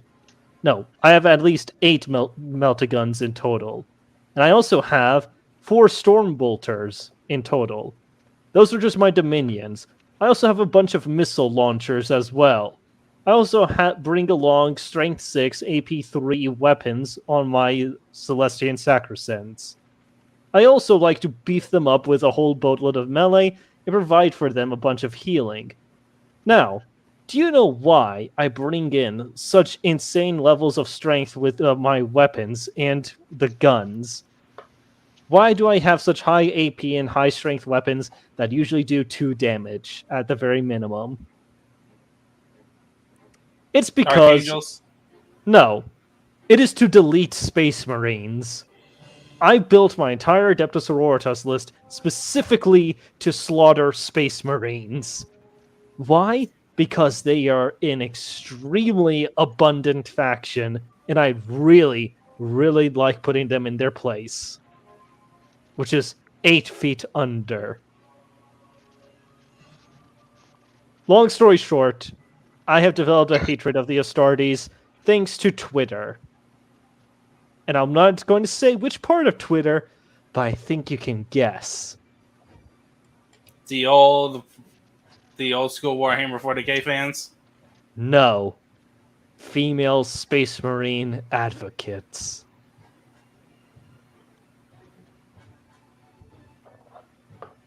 Yeah, those people. So what? I don't I don't care about them. They can be stupid all they want. Yes, but they are annoying. But also, they're just because like Space Marines are a really popular faction in my local meta, so yeah.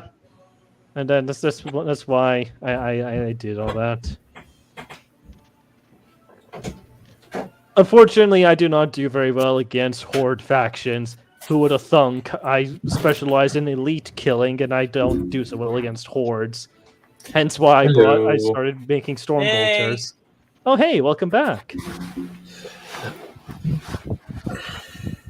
Family Aaron? Family prayer. Ah. It's an obligation, admittedly, that I am loath to participate in and will be happy when I... One recourse left.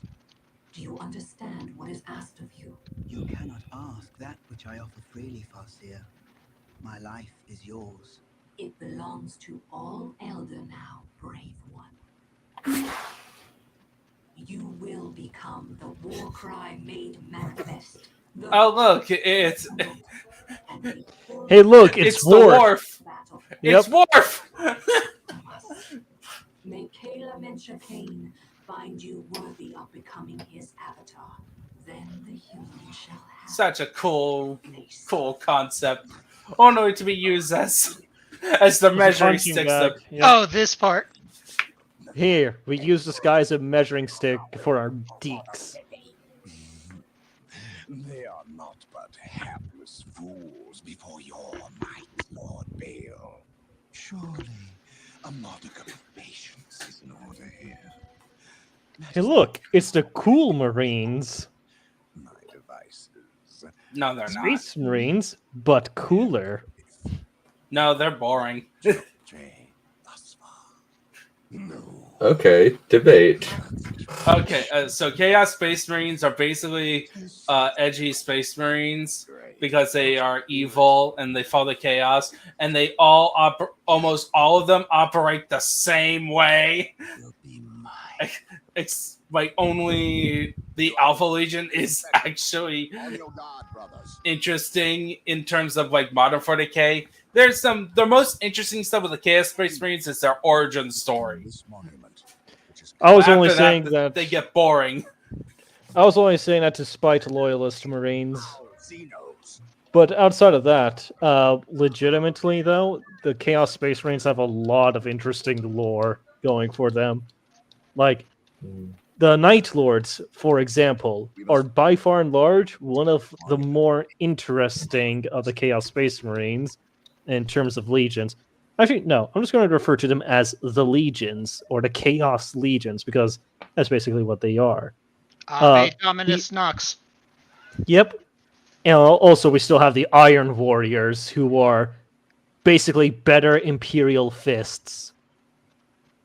They make No. literally they are basically just objectively better Imperial fists. And the Battle of the Iron Cage is proof of it. And this also comes from an Imperial Fist fanboy. So, yeah. The Iron look, if the Iron Warriors show up and you're holding the line, prepare for your entire army to be slaughtered to the man. Because that's what's going to happen to you. Also, we have... Well, no, I'm not even going to talk about the Black Legion. Screw those guys. I mean, sure, and that's only because of friggin' Abaddon. Like, I just don't like Abaddon. He's just terrible. We also have the Death Guard, who are... Yeah, they're pretty interesting and cool. They worship friggin' Nurgle, and even before they were worshippers of Nurgle, they were insanely resilient and tough. Although they're not really the most interesting of the Chaos Space Marine factions. Those are like, let's see, the Night Lords, the Thousand Sons, the Alpha Legion, the Iron Warriors, and am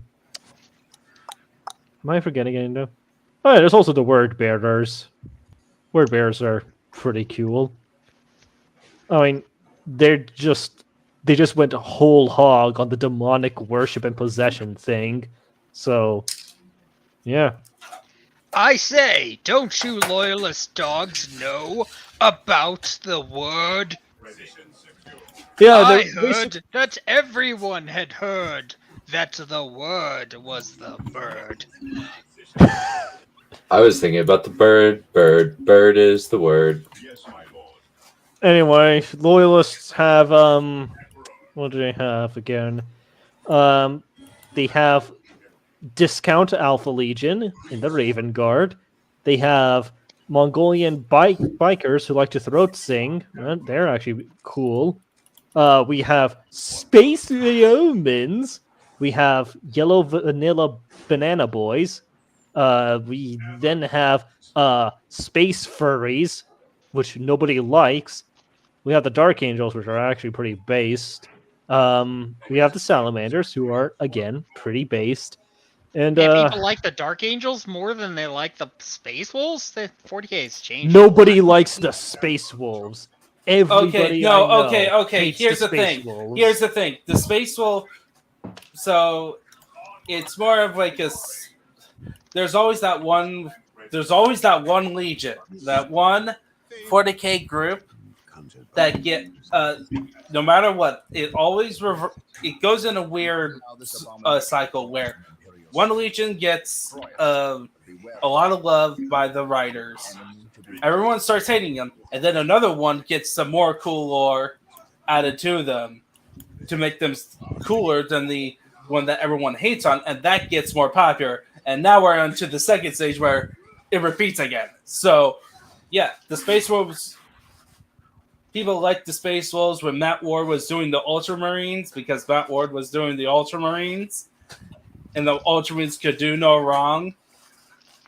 And That's and very then that's very now interesting. people are going, Space Wolves are kind of cringe. They're not real Vikings.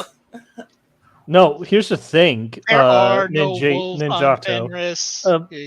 When Matt Ward was writing the Ultramarines, the hatred for the Space Wolves never disappeared. They just got distracted with Matt Ward's writing of the Ultramarines. The second he left, everybody went back to hating on the Space Wolves because everybody remembered that they existed. I thought that Also- everybody liked the Space Wolves because they were like up close and personal. They didn't bullshit you around with weird whack ass mechanics. Yeah, Just I World think War I Time. think No, it's more of like I think you're just it's in your local area. No, I mean it. Everywhere I go, it seems like love for the Space Wolves is kind of hard to find, especially considering their lore. Like, for example, the Months of Shame. That should have been the end of them. They not only did they defy an Inquisitor, they also fought against the Grey Knights. Not only that, but their freaking chapter master killed a Grand Master of the Grey Knights with a cornate axe. That should have been a freaking death sentence for their entire chapter. You do not touch an Inquisitor, let alone kill one. And somehow the Space Wolves not only managed to do that, but they also got away with it too. Also, Was that a retcon of the First War of Armageddon? No, that's still in the lore. That is still a thing. I do not remember that being a thing before. I remember the Space Wolves mouthing off to the Inquisition to get them to back off after the first Armageddon War. Because they were the ones who wanted to wipe out the populace of the planet, and the Space Wolves stuck up for them. Yeah, that was a thing. That those events led into what I just described. What I just described is how they ended it. Yes, it is supremely stupid. And then you take a look at the Space Wolves Codex and you read how their excessive use of wolf, fang, packs. Yes. It's like... Oh, that's been a thing for a while. Yeah, that nobody I know has been able to take them seriously. There's only one guy in our entire store that I know of who even played them. Yeah, putting Logan Grimnar on a Santa sleigh didn't help. Yeah, so yeah, basically Space Wolves are pretty much universally hated. And when you take a look at their 30k and lore, then there's the Thunder Squirrels. Who the hell are them? The Thunderwolves, but it must be a regional thing because people in my area started calling them Thunder Squirrels. I guess. Yeah, but, I think it gets even worse. All you're saying is that it's all your local area. It's and like people on and like Pinker Snow works. The avatar is destroyed. Well, anyway, there's also their 30k lore, which holy crap, is that just absolutely dumb. So supposedly, okay, really dumb Space Wolf dumb or dumb Matt Ward dumb? We're Space Wolf dumb. They're their own category of dumb. No, They're 30k lore stuff. Space Wolf dumb is like being these cool, perpetually drunk Vikings. Matt Ward dumb is, but they're the bestest ever. No, he's. So wait, what's the problem with the 30k lore? For the Emperor's executioners, they sure as hell do a pretty shitty job of executioning. Tell it to the Thousand Sons. Yeah. They were losing to the Thousand Sons. The only reason why they won is because A, a ploy from Zinj, B, the freaking Custodes were there, C, the Sisters of Silence were there. In the actual in the actual burning of Prospero, a bunch of Space Wolves got killed because they refused to wear helmets, so the Thousand Sons targeted them in the head, instantly That's killing them. bullshit. That is That is bullshit. That is the actual freaking lore that is actually canon. And on top of all of that, Yeah, there's actual still canon lore has Blood Angels working with Necrons to kill Tyranids, so that proves nothing. Yeah, but that's a thing. That is a thing in the actual lore, regardless of how Just because stupid. it's a thing Who doesn't mean it's not cares? stupid. Like, Yeah, it's That's stupid. it's That's what I'm. It's writing element. Yeah, like I'm getting it. What I'm getting at is that the lore for the Space Wolves is generally pretty stupid, and also Lehman Russ himself is just kind of. I don't. Who freaking likes Lehman Russ again? Oh my goodness. Like, I'm sorry. Either you're a special pocket in the universe, or I'm a special pocket in the universe. What I do know, however, is that pretty much every single channel and every single person that I know and everybody on social media that I know all universally agree that the Space Wolves are probably the worst. Like, they're a cool concept done pretty poorly. I think it's your pocket. Yeah, this is like the first I've ever heard that. Yeah, this is the first time where I hear the claim. Everyone hates on it. Everyone hates on Space Wolves. Yeah, go look back at text to speech. It's like Lehman Russ there was a freaking boss. Well, yeah, but that's friggin' Like, text to speech, which was made back during the freaking Matt Ward era. And I think that's probably the reason why there's been such a warped view. Pun Yeah, intended, it not seems intended. like Why things there's have such a only warped gotten view worse on. since then. Yeah, because everybody just remembers, oh yeah, the Ultramarines, they suck and all that stuff. Oh, Matt Ward and Mary Sue's and the freaking Grey Knights and such, and yeah, we all just hate on them. But Matt Ward hasn't been writing for Games Workshop, specifically Black Library, for God knows how many years. Like, when 8th Yeah, edition but I was a still thing, think, like, I here's came the into thing, the people hobby who and still Matt Ward was already gone. Like, this here's the guy thing, was gone for years. People who still hates on the Space Wolves still thinks that Reven Russ is cool. Like, I don't think that in the slightest. I think he's Ward, a doofus. Yeah, the problem with Ward is that he had a lot of inertia. So even after he left, the stupid still stuck around. I mean, we're still dealing with that fucking Necron rewrite. What's wrong with the Necron rewrite? Which one? Where the Catan just got their asses beat by their own slaves. That's stupid. Well, the lore is just the Necrons just decided one day, hey, I know, I think I'm gonna kill God today. That's nowhere even remotely close to what happened. Oh, please do. This is so funny here. I think what it just shows to me is that I don't think the lore is so expansive and there's so much stuff and there's so much stupid that nobody can get their story straight on it. Yeah, and there's wondering, like a lot of people hell have different are you getting this shit tolerances from? for different stupids. Yeah, it's like for me. So generally, I don't take the setting. Idiotic. Like, here's the thing: 40K is not my favorite tabletop setting. Period. Mine is BattleTech. BattleTech is like my setting, but I really like 40K, and I constantly consume 40K stuff. But I also don't take it very seriously. Smart. It's a setting just on the premise as ridiculous. That's why I think like text-to-speech device is actually the best introduction to 40K, is because it's a setting that has like this cool stuff that has like this chance for serious drama, but it's also very stupid. I think the key word that we're all like hunting for is dignity. 40K has dignity to it. There is a weight to things that happen in the universe. They matter to the people that they happen to. and you can get invested in the characters and the local settings and the factions and their beefs with different other factions. You can get invested in that kind of stuff.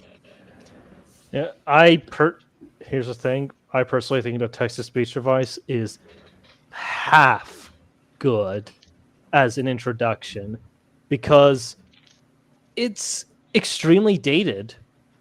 Like, it is stupidly dated in terms of its jokes and references. I mean, Yeah, sure, that's it's a funny chronology of how the setting used to be like, but it's not that anymore. And well, that's even dumb. the creators. So, like, here's the thing: the creators at some point just agreed on it. It's like, oh, it's its own universe. Yeah, It's, I mean, Yeah, it's but just literally its because own it's, fan fiction. like, At that, it's it became just its own fan fiction. Yeah. thing doesn't mean that it can't have stakes and consequences and be told with the competence that you would expect And of it's- like a and typical also- narrative. Just because it's like over the top and ridiculous doesn't mean it can't make some kind of sense. yeah, and I- also with text-to-speech device, it's still funny.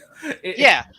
And text to It's speech, sometimes while it has funny. its humor, it's like it has other elements too.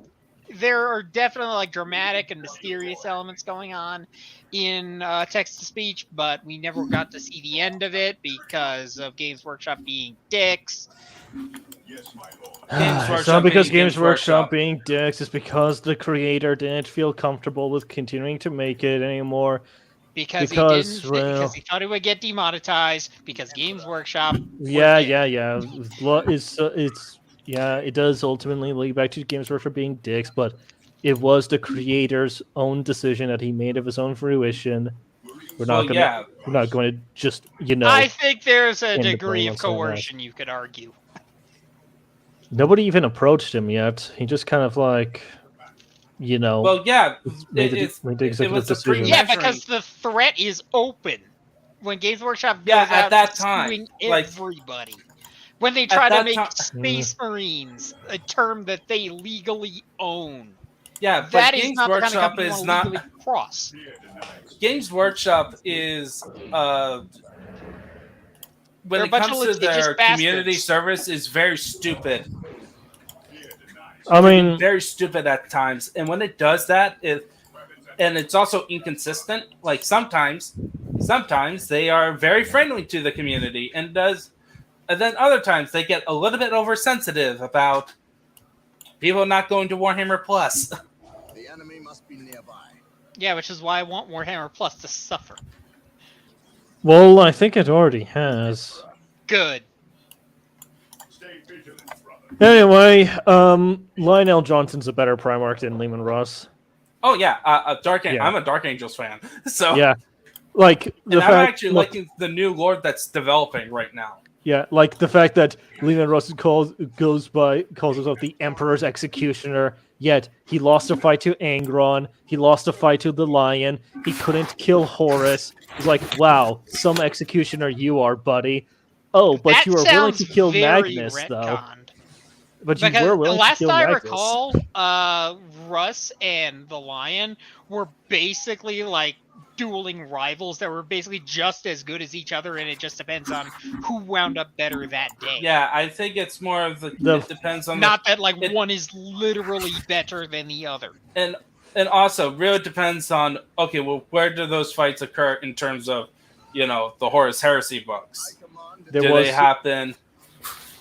the Did it famous happen in battle. the Space Wolves books, or did it happen in the other characters' books? And Lehman Russ was used as an opponent because then you got the real answer of why. The famous bet duel between the Lion and the Wolf happened during a compliance, or at least at the end of a compliance, where Lehman Russ was being a cunt and Lionel Johnson wasn't having it. So Lehman Russ started attacking the Lion. The Lion fought back. The Lion subdued Lehman Russ and disarmed him and told him, "Listen, drop this shit right now, and you could just go, and we could just go our separate ways with some dignity." And Lehman Russ, being a complete dumbass, decides, lol, Lamau, and continues fighting the lion, eventually disarming him. They end up fighting with their bare hands for a few days and nights. And Lehman Russ was like, haha, this is pretty stupid. It's pretty silly, don't you think, Lion? And then Lionel Johnson knocks him out with a sucker punch. And he walks away. Well, is this like a Horus Heresy book or what? Yes, this is a Horus Heresy. This happened in Horus Heresy. This is what happened. And everybody was like, no, Lehman Russ just let him have the win. He thought it was fun. It's like Lionel Johnson At that point, I would one-shotted just blame him. the writer. Yeah, that's more of the case. You're like the writer. We also have The writer plays favorites, and it's just, I'm going to make my favorite beat up the guy I like less. Yeah, or also I'm not have, making this epic. I'm making this like more of a comedic scene for. We also have the instance between Lehman Russ and Angron, where, Lehman Russ tries to fight Angron. He wanted to teach him also, like, see, you got so focused on the battle, you forgot about the war, he says, as Angron is looming over him with both of his chain axes ready to cut his freaking head off and butcher him into a bunch of pieces. It's like, oh, but I'll end up dead anyway. Oh, well, I guess I'll just murder you anyway, huh, Lehman? It's like, but what about the battle? Who the fuck writes this shit anymore? And No, I think this is a case of there is a case where it's like it's probably not Who as bad will as lobotomize this setting? it's not. Also, apparently, Lehman Russ tried to go out to kill Horus, and he was given the Emperor's Spear to do it.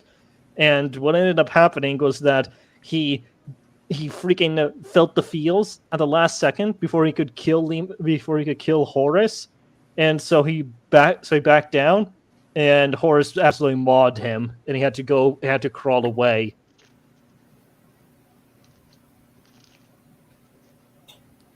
Ladies and gentlemen, I present to you the Emperor's Executioner.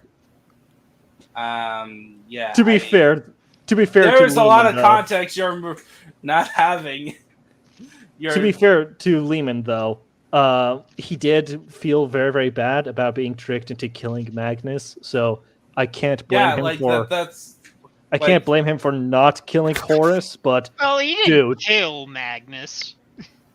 He didn't technically kill Magnus, but I can understand why he would feel some sort of reprehension towards killing Horus. But dude, your dad is telling you to do it at this point. I don't think you can freaking afford any hesitation at this point. The dude is completely gone.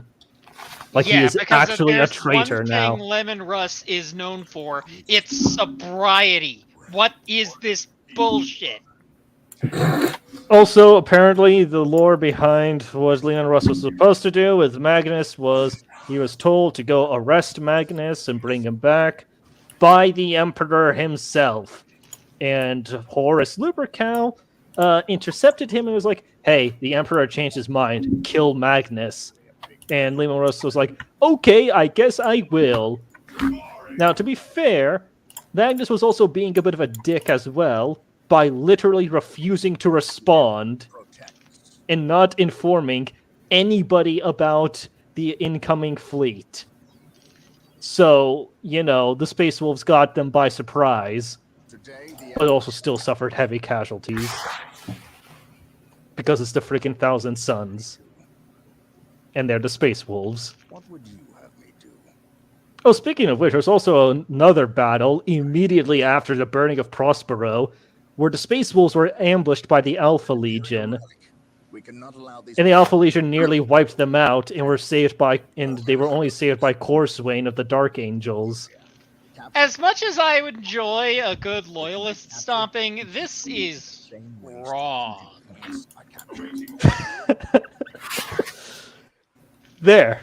Now you have it all. You have 95% of the reason why I do not take the Space Wolves seriously as a Space Marine chapter. Also, Hydra Dominatus.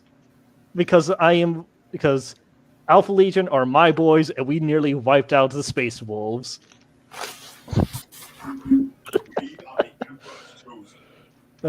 It's funny. Yeah, Petty my Night Lords can't really claim like any major victory ever.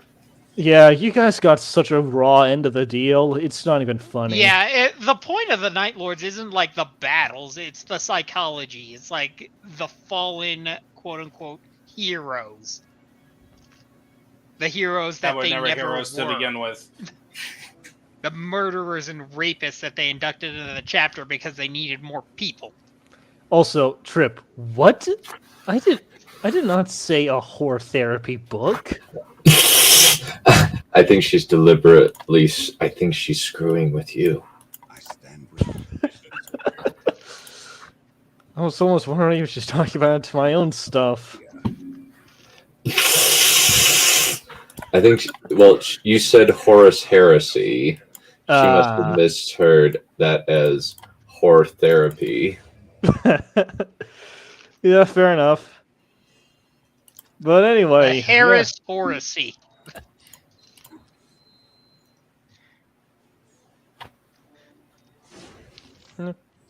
But yeah, aside from all hair that, gel the heresy. other reason why I don't like the Space Wolves is because Wolf. Also, the meme of them being space furries. It's like that's an instant To shut be up. fair, though, Blood Angels kind of started it.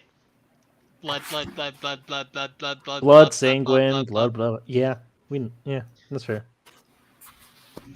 Blood Angels are overrated. And Blood Angels was another Matt Ward Codex. Oh, Blood Angels being overrated. That is a take. That is a heavy. That is a hot, burning hot take. All right, please. Now, I'm referring to 5th edition.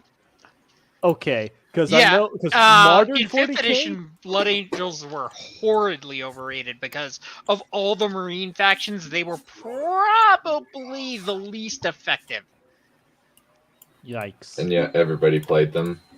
No one played them. Nobody fucking played them. They just love them. Like the Blood Angels are like you played the them out of faction that love, not because they were any good.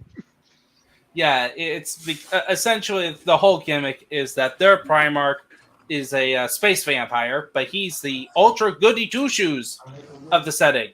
And then he fought Horus, and Horus killed him so hard that all of the Space Marines that came from his gene seed went crazy. Anyway, here's the retcon they put in.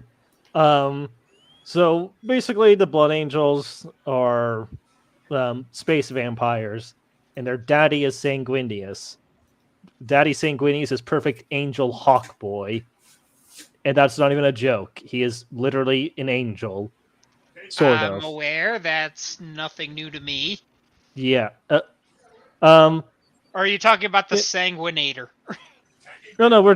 I'm just saying. I'm just basically giving my take on what these guys are nowadays and what they're like.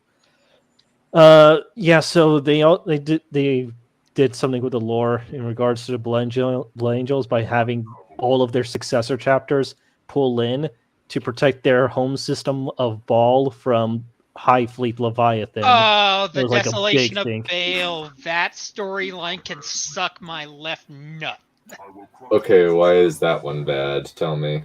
Because it's this big campaign where High Fleet Leviathan, the Tyranids, my guys, finally look like they're about to score some major victories. One of the first ones since wiping out the Ultramarines' first company on the Hera moon base, or the They did way more to just wipe out the first company, my dude. Yeah, they but the first company was like the big one. They did a lot, but the first company was one of the harshest blows. Yeah. But the problem was they were taking on a long-standing faction. And the problem with the Leviathan campaign in the Baal system was that it was this big knockdown drag-out fight between Space Marine Legion calling in all of its successor chapters versus a Tyranid Hive Fleet and it looked like it was actually gonna like have this really climactic, cool ending. And then warp storm, all the combat stops, and then the warp storm passes, and then all the Tyranids are dead. Well, that's not actually what happened. What happened is that Kabunda came in, and Leroy Jenkins did, screaming, "Nobody kills the Blood Angels except for me." Yeah, And that's he helped the bullshit. Blood Angels. The Tyranids jobbed out to the same old Imperium versus Chaos slap fight again. That is And- why the Desolation of Baal can suck my left nut. Also, that's not even the end of it. What that ended up happening where was that Dante got promoted to like the Emperor of the Imperium Nihilus or Regent, something. yeah, Lord Regent of Imperium Nihilus, which only happened when Gilliman came in with the Indomitus Crusade and, wiped out the remaining Tyranids. Also, Dante had a cool, epic, dramatic duel with the Swarm Lord, and The it looked like he was. Swarm Lord. It looked like he was about to die, and he wanted to die, but the spirit of Sanguinius came up to him. And he was like, "Dad, have I done it? I think this is it. I'm pretty sure this is where I'm supposed to die." And Sanguinius is like, "Yes, son, you have done a very good job. But however, if you die now, you would be dying like a little pathetic bitch. So don't." And Dante's like, "Fine, I guess I'll live a little bit longer." And he comes back as a Primaris Marine.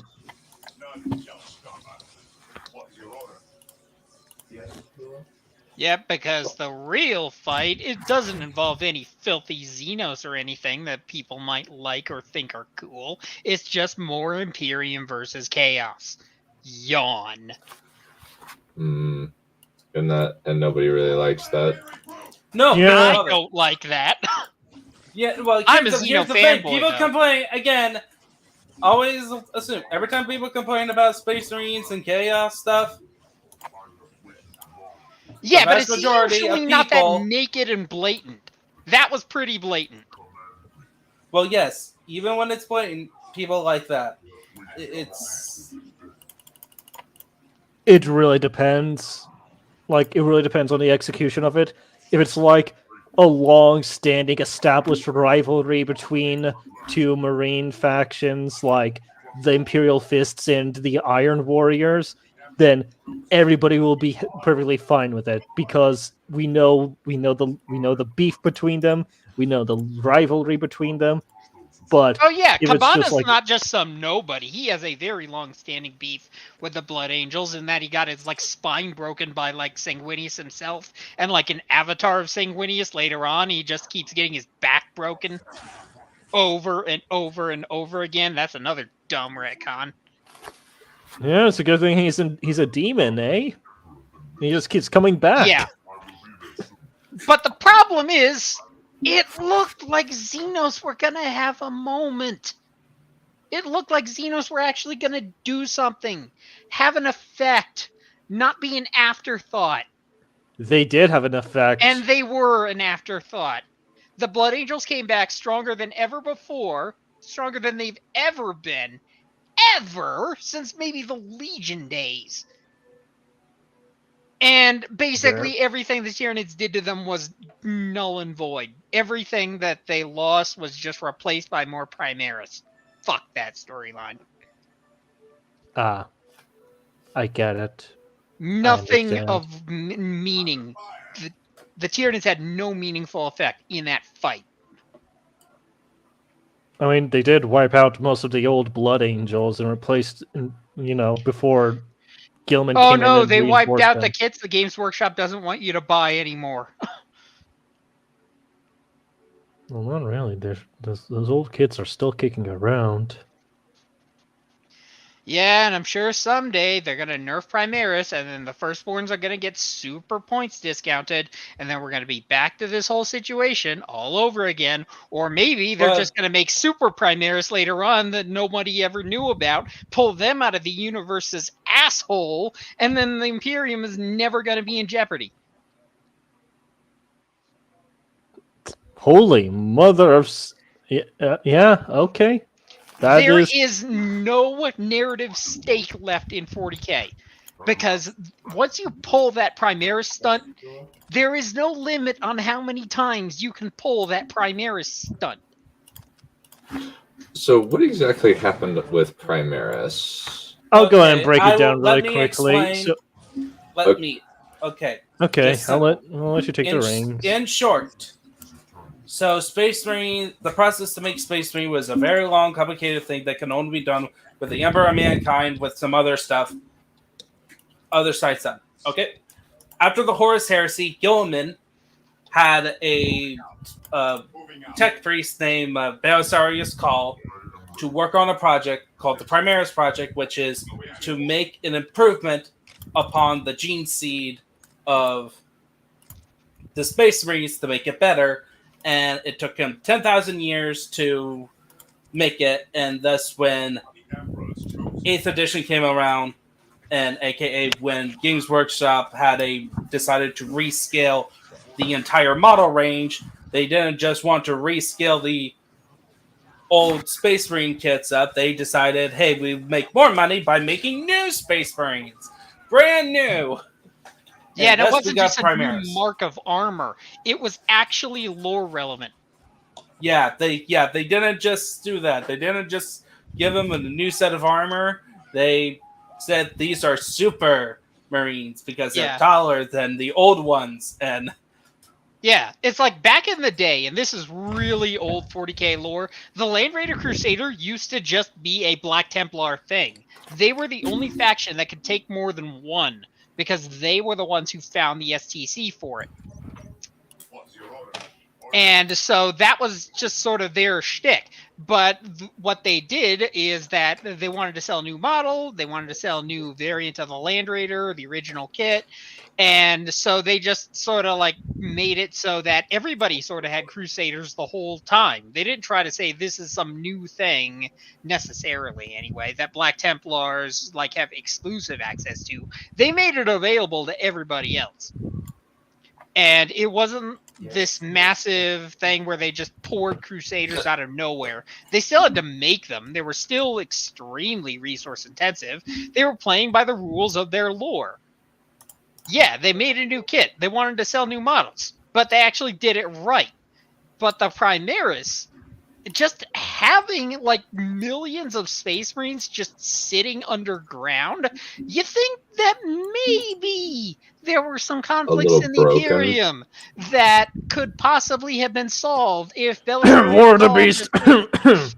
Like all of them, like everything from Third Tyrannic War, the Damocles Crusade, the Eye of Terror 13th Crusade, any conflict the Imperium has been in could have been massively improved if they had those Primaris. So the fact that they just like have millions of Space Marines now running around in this singular dominating crusade under the helm of a literal Primarch is just insanely lore breaking, or at least stake breaking. It's like, what? They're this super secret retcon, and now they're just like accepted parts of the lore by every faction, no matter how inexplicable. And no one has questions about this. Even factions who really should have questions about outsiders have no questions about inducting an assload of Space Marines helmed by a literal Primarch who claims to have spoken to the Emperor. So, with the Primarch thing, what's the big deal about a Primarch? Primarchs were long. They're basically direct. They're okay. In short, they're basically the closest thing to the Emperor's children. Actual children. Yeah, as opposed they're to still technically clones, but they're personalized clones. Each one has their own distinctive personality, their own combat doctrines, etc., etc. So they are way stronger. They're basically a huge step above even the Primaris. They're demigods. Yeah. They're just straight up demigods. That's pretty much all you need to know. They're literally demigod sons of the Emperor. Yeah, it's like in lore, it would be preposterous if one of them was killed in a game. Then again, special characters have had that problem for a while, and for a long time, it was like the only characters who died wound up dying posthumously or very late in the timeline, like Eldrad Ulthrin, who died basically on the cusp of the 42nd millennium anyway. Eldred Ulthway died? No, Yeah, he got that. They retconned that. Oh, son of a bitch! In order to get through, There's nothing sacred! strategic point on the bridge. Like again, like here's the thing. Again, Time to rework the gatehouse you get into the same problems of like you kill off like the whole Commissary Yarrick. I'm pretty sure he's either going to be alive or they're going to explain how he died, and I bet it's just going to be simple as he grew old. Honestly, that is the most plausible explanation. He grew old and died. Honestly, it'd be funny to see. Yeah, I think that's what that happened to Solar Commissar Macarius. No, I find it I find it absolutely hilarious if freaking Commissar Yarrick has the rare honor of dying of old age in the 41st millennium. Yeah, it's like there's a joke. I saw this little comedy comic, and it's like I'm for the 41st millennium, and then somebody else goes up to him and goes, "Psh, big deal. This is badass heaven." And then a guy goes, "I died of old age." Yeah, pretty much. Like, imagine if freaking Dante dies of old age. First of all, Yeah. anticlimactic as F, but second off, holy crap! Yeah, I'm pretty This sure guy has Space Marines can't die of old age because they would have if they could. Well, yeah, No, and they do also slow it depends. down, 'cause that is how It depends if like okay, what's the context of Dante dying of old age? It's like, is it like in a relative? Is like everything is done? Like there's peace Everything in the is galaxy done. at last. Everything is done. Oh no. Not yeah, okay. Like peace in the like there's peace in the galaxy for some reason. Or well, yeah.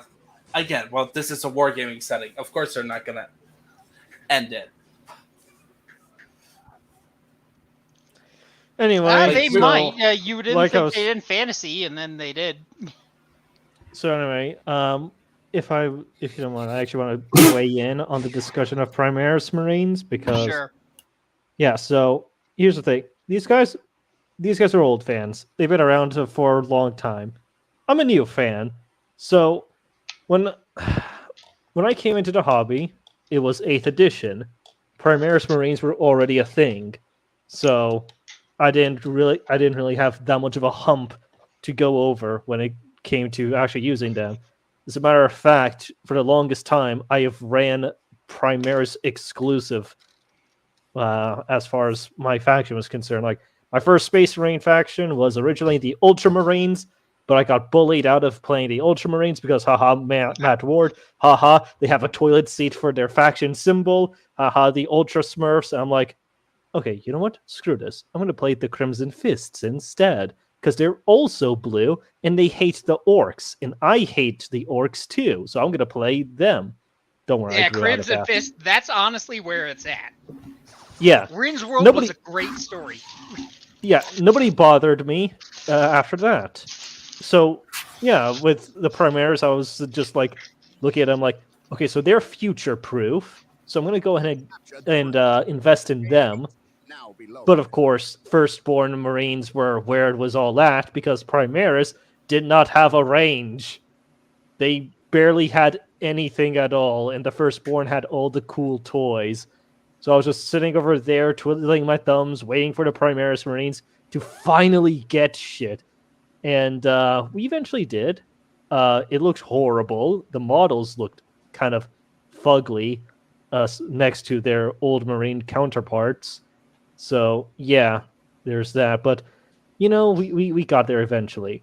Now, as far as the lore is concerned, Primaris Marines were, they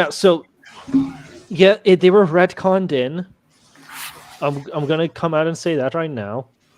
Apparently, freaking Primaris Gene Seed was around since the Horus Heresy. Like, they were actually being created during the Horus Heresy. because Belisarius Cawl got to work on them immediately. And given that he also had the president of the failed Raptor project, the Raptor project that failed because of the Alpha Legion, again, Hydra Dominatus, yeah, he had all of that to work on. And from what I heard, was that when he was actually provided was the genetic material of the respective Primarchs. But he had basically 10,000 years to work on these guys. And from what I recall, the reason why he didn't release them any sooner was because he was waiting on Gilliman, who was in stasis. So it was going to take a long ass time for him to actually get the authorization to release them. Because really think about it for a second. You're a random Archmagos, and all of a sudden you come out, you bust out a bunch of Marines, and people are instantly going to start raising eyebrows. They're like, where the fuck did you get these guys from? How long have you had these? Who gave you the authorization to do this? But after founding 32, especially. Yeah. And with Gilliman backing him, coming into the fray and saying, I authorized this, he's not going to get wiped off the face of the planet. And also, it's freaking Robute Gilliman who's coming back in. And to address your point, the Primaris Marines were released after the 13th Black Crusade. As a matter of fact, the 13th Black Crusade is what caused the Primaris Marines to be unveiled. Now, personally, I think they should have been unveiled during the War of the Beast, considering the War of the Beast had the Imperium by the balls and literally wiped out the Imperial Fists. What? You didn't know that?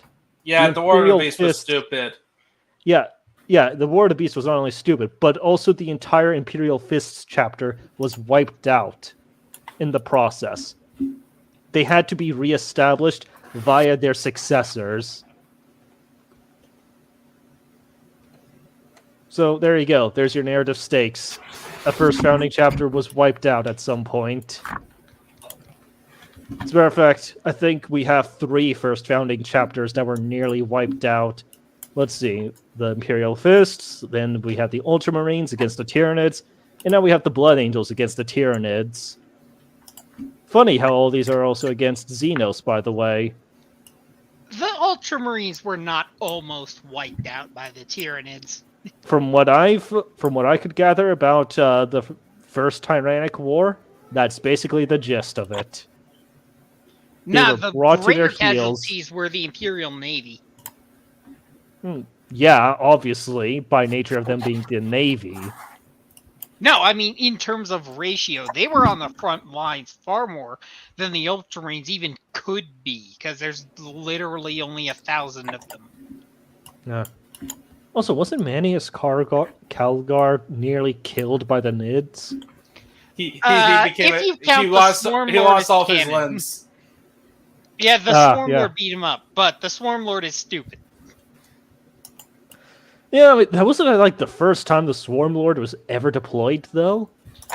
The first time that anybody ever survived after he was deployed, but it doesn't matter. The Swarmlord is stupid. Yeah, okay. It flies in the face of everything Tyranids should do, having this one singular hyperorganism to rule over everything. I mean, the point of synapse creatures, of being multiple synapse creatures, is that you space out the leadership. And that way you can't just knock out one hive tyrant and then the entire battle ends. That's so dumb. That doesn't happen. It's just still decentralized, but yeah, I guess whatever. Some it's idiot like, will to come quote in. the Codex, the Swarmlord is to a hive tyrant what a hive tyrant is to a termagant. That's insane. Hierodule isn't to a hive tyrant what a hive tyrant is to a termagant. A Hierophant probably is. But that's not a thing. But Hierophants have been established in the lore forever. But they just decided to make a super character hive tyrant because everybody needs a super character in their faction, no matter how much fucking stupidness you need to put up with. I didn't know that the Tyranids Stormlord are was the a one. recent Tyranids are the thing. one faction that should not be having characters like that. At least they have the decency to make it so they can cross hive fleets. But the fact that there is like canonically just one Swarmlord is nuts. I'm willing to bet they're going to retcon that later to say that there's actually multiple Swarmlords, but it's an extremely resource-intensive pattern of Hive Tyrant that it takes a lot of resources to make. Which they've kind of said stuff to that effect in like Retribution. I wouldn't be surprised if that's the case because that makes a lot of sense. Yeah, but that's not what the lore is. The lore is he's a super character Hive Tyrant with personality.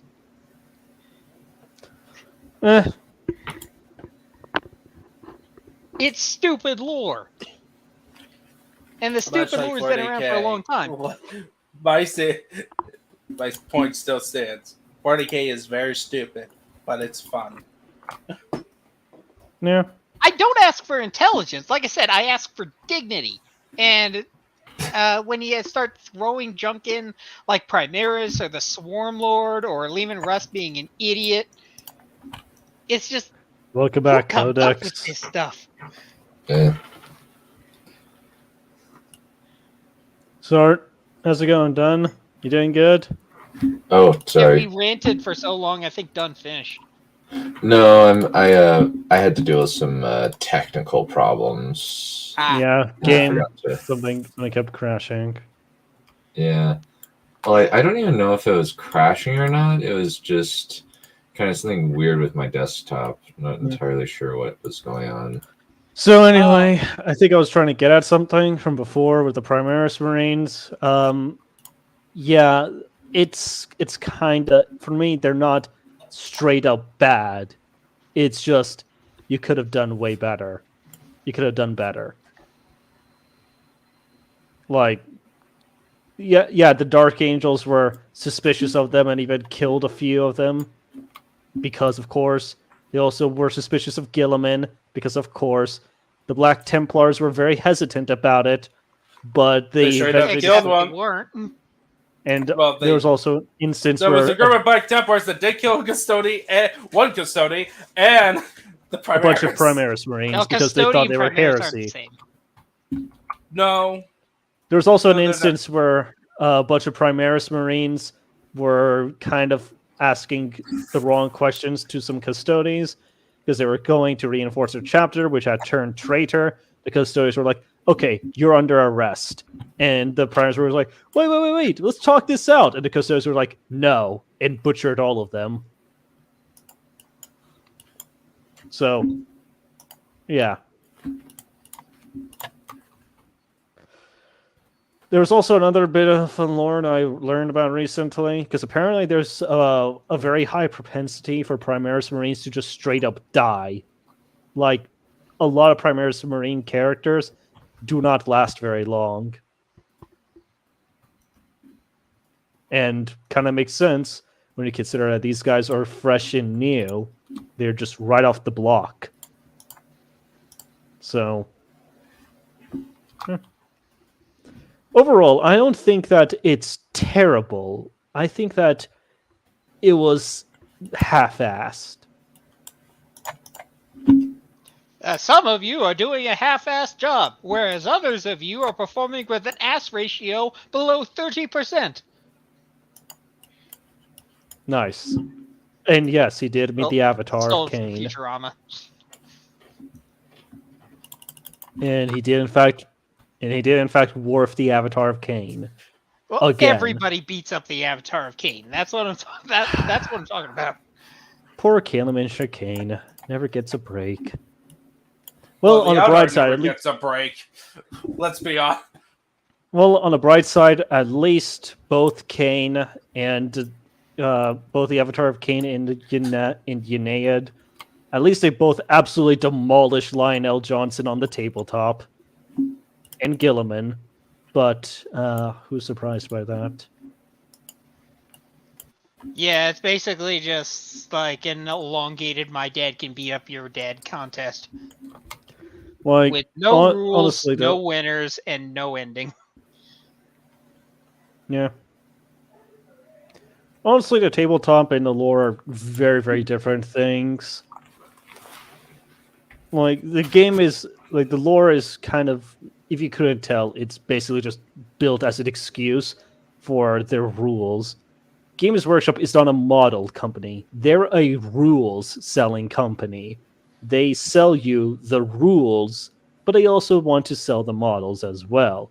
So it's something of both of them. Yeah, I know I'm being very inconsistent today about this, but they want to sit. They have these models, and by God, they're going to sell it to you. And the way they're going to sell it to you is by making a bunch of bullshit rules for them. No, not Or, really. by telling cool stories. Well, no. The only reason Well, I they do guess that- bullshit rules is if for the models that are not that people don't are iffy on getting. T-shirt launchers. Leagues of O10. Leagues of Voten are cool in their own way. Yeah, plus it's Yeah, like you're yep. getting squats back. That's pretty historic. Yeah. Yeah, but also let's also be real. Their rules were insane. Well, yeah, I of heard course. about that Yeah, because before they day one patched it. Yes, actually, it was day negative one patched it. The thing wasn't even released yet. if the army box was released, not the Yeah. full range, Yeah, and that was the main complaint was units on the full range. yeah. Are we really going to count it as being released if it's just the army box and not like the full thing available for individual purchasing? Should we count it as that their day one release?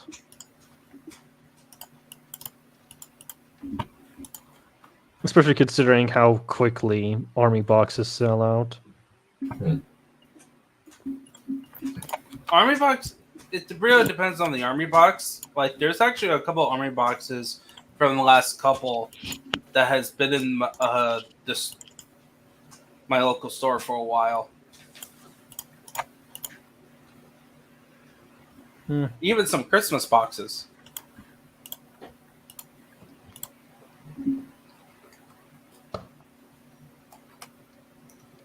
Anyway, Sisters of Battle. They're pretty cool, right? We all like them. I know nothing about them, so you'll have to inform me whether they are good or bad. All right, I'm gonna go and give you the full breakdown because these are All right, my. I need to head to bed, so Alrighty, see you later. see ya. All right, see ya. Nice chatting with you. Okay, strap in. It's gonna be another one of those long ones. So basically, the origins of the Adeptus Sororitas. So as you know, the Imperium of Man, super freaking religious. Really, really religious. They have an entire section of the government dedicated to... Yeah, so they have a state-sponsored religion and a state-sponsored church. And there's this one guy who is the head of the church. His name was Goge Van Dyer, or Doge Van Dyer, if you wanted stupid memes. Dude was sussy, very, very sussy, and he was a very bad person, very evil. And he also somehow managed to steal the position of both, like, head of the Ministrorum and the Administratum. So he's head of both the church and the administration. And people didn't like that. But, however, he also wanted to build his own armies to consolidate his own rule because he was very ambitious. And that is when he heard about a bunch of nuns on this planet who are very, very fanatical in their worship of the Emperor. And they were a order of warriors, essentially. And these gals got his attention. He went over there to visit them, and they didn't. And he's like, yes, I am a holy thing of the Emperor and such. You will worship, you will help me out, and all the other stuff. And these gals were like, no, we don't believe you. And he's like, Okay, well, if you don't believe that I had divine protection of the Emperor, you, over there, shoot me. And then somebody shot him. And whabam, the bullet magically disappeared in a flash of holy light. It was not actually the divine protection of the Emperor. These gals have never seen a shield generator before. So, yeah, he basically fooled them into thinking that he had divine protection. And thus, the Brides of the Emperor were born. Yes, that was what they were called from before. Yes, they became his private army. Yes, he did bad stuff with them. Because, of course. Now, you know what? Do you remember Frollo from freaking... Yeah, just today? You know Frollo? Yeah, this guy was Space Frollo. He's horrible. And because of him, there's a whole bunch of strife within the Imperium of Man. Nobody liked him. And if you dared speak up against him, the Brides of the Emperor will show up and ruin your day. And so this guy, Sebastian Thor, was like, screw this shit. I'm going to start my own rebellion. And then he did. And then he got a bunch of support. The Adeptus Astartes got involved in this. And so did the Mechanicum. And they had to fight against, Gauge Van Dyer's entire military force. The Brides of the Emperor didn't see a whole lot of action, despite also being his personal bodyguard. Because they were his personal bodyguard. However, it was noted that these gals are very, very scary to fight against, even for the Marines. And eventually, the war was thrown in the favor of the Loyalists when the Custodes stepped in, and they were like, "Hey, you know about Gauge Van Dyer? He's a piece of shit. Let's go ahead and turn against him." And basically, they went up to the 6 matriarchs of the orders of the Brides of the Emperor, and they were like, "Hey, your guy's a dick." And they're like, "We don't believe you." It's like, "You worship the Emperor, right?" It's like, "Yeah, of course. We can take you to him." And then after a few bit of some fangirling, squealing, the 6 matriarchs went over to the Emperor. The one of them, I believe it was Alicia Dominica, it was. She went in to personally visit the Emperor. We don't have any idea what the hell happened, but what we do know what happened is that when she stepped out, I think her hair turned white, and she was like, "Okay, I know what I have to do." So basically, she walked up to Ghost Van Dyer's office, freaking knocked the doors open, went up to him, and told him off. Like, straight up told him off and said that you have committed the greatest heresy of them all. The punishment for this is death. Hold on for a second.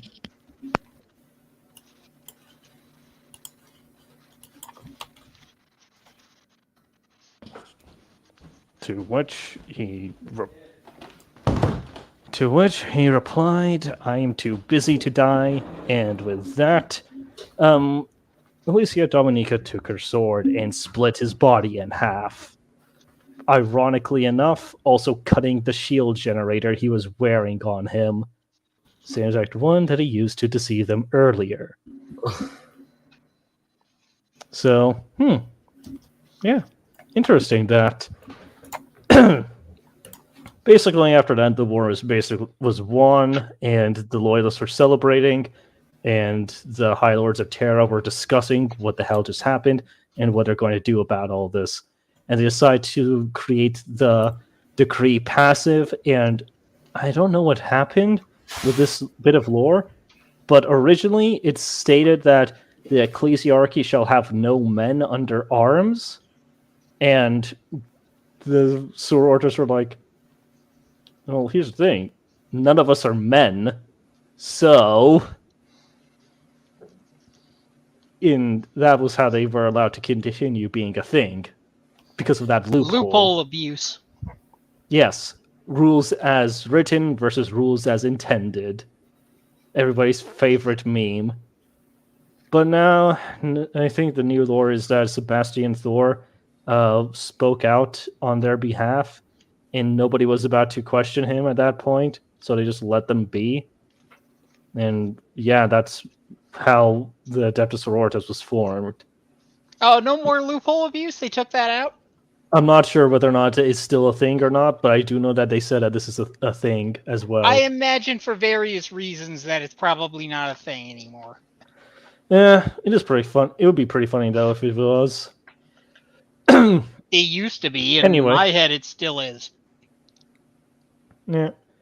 Anyway, now we have they stopped being the Brides of the Emperor, and now they're the Adeptus Sororitas, the Sisters of Battle. There's 6 orders for these gals. Well, led by their 6 matriarchs, who would later on become saints. I'll try to recall whatever I can of them. We have Saint Alicia Dominica, the one I mentioned earlier. She became the leader of the Ebon Chalice, who exemplify what it means to be a member of the Adeptus Sororitas.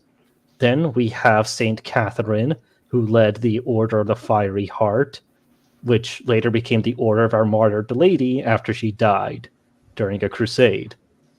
Then we have the Order of the Bloody Rose, which I believe was led by Mina, who allegedly managed to fight a custody to a standstill. Which, look, I don't know if that's even how to put it in perspective, but that's like insane. A human can barely hold their own against a space marine, and a space marine can barely hold his own against a custody. So Mina is like really insane. And there are 3 others whose names elude me at the moment, but Mina ended up creating the Order of the Bloody Rose, which are melee. They are angry and they are melee focused. By the way, Order of Our Martyred Lady has a martyrdom complex, which, I thought all sisters had a martyrdom complex. Yeah, but they take it to a whole new level. Anyway, then we have the Order of the Sacred Rose, which I'm pretty sure they're just extremely faithful, more so than the others. They're even more fanatical. Yeah. And then we also have the Order of the Argent Shroud, which is actually pretty cool in terms of their concept. Their whole motto is actions, not words. So they don't do a whole lot of speaking; they do a whole lot of doing. And then we do have the final of the original 6, the Order of the Valorous Heart, which are penitents. Like, they are very, very penitent. They also have the highest proportion of repentia among them because of that. They're basically really, really filled to the brim with the guilt for having served Ghost Vandire. That's basically their whole drive. So, in case you want to know which ones that I just so happen to play, I play none of them. I homebrew all of my Adeptus Sororitas. But I use the rules of these original 6 because I like their rules. Also, they're legal.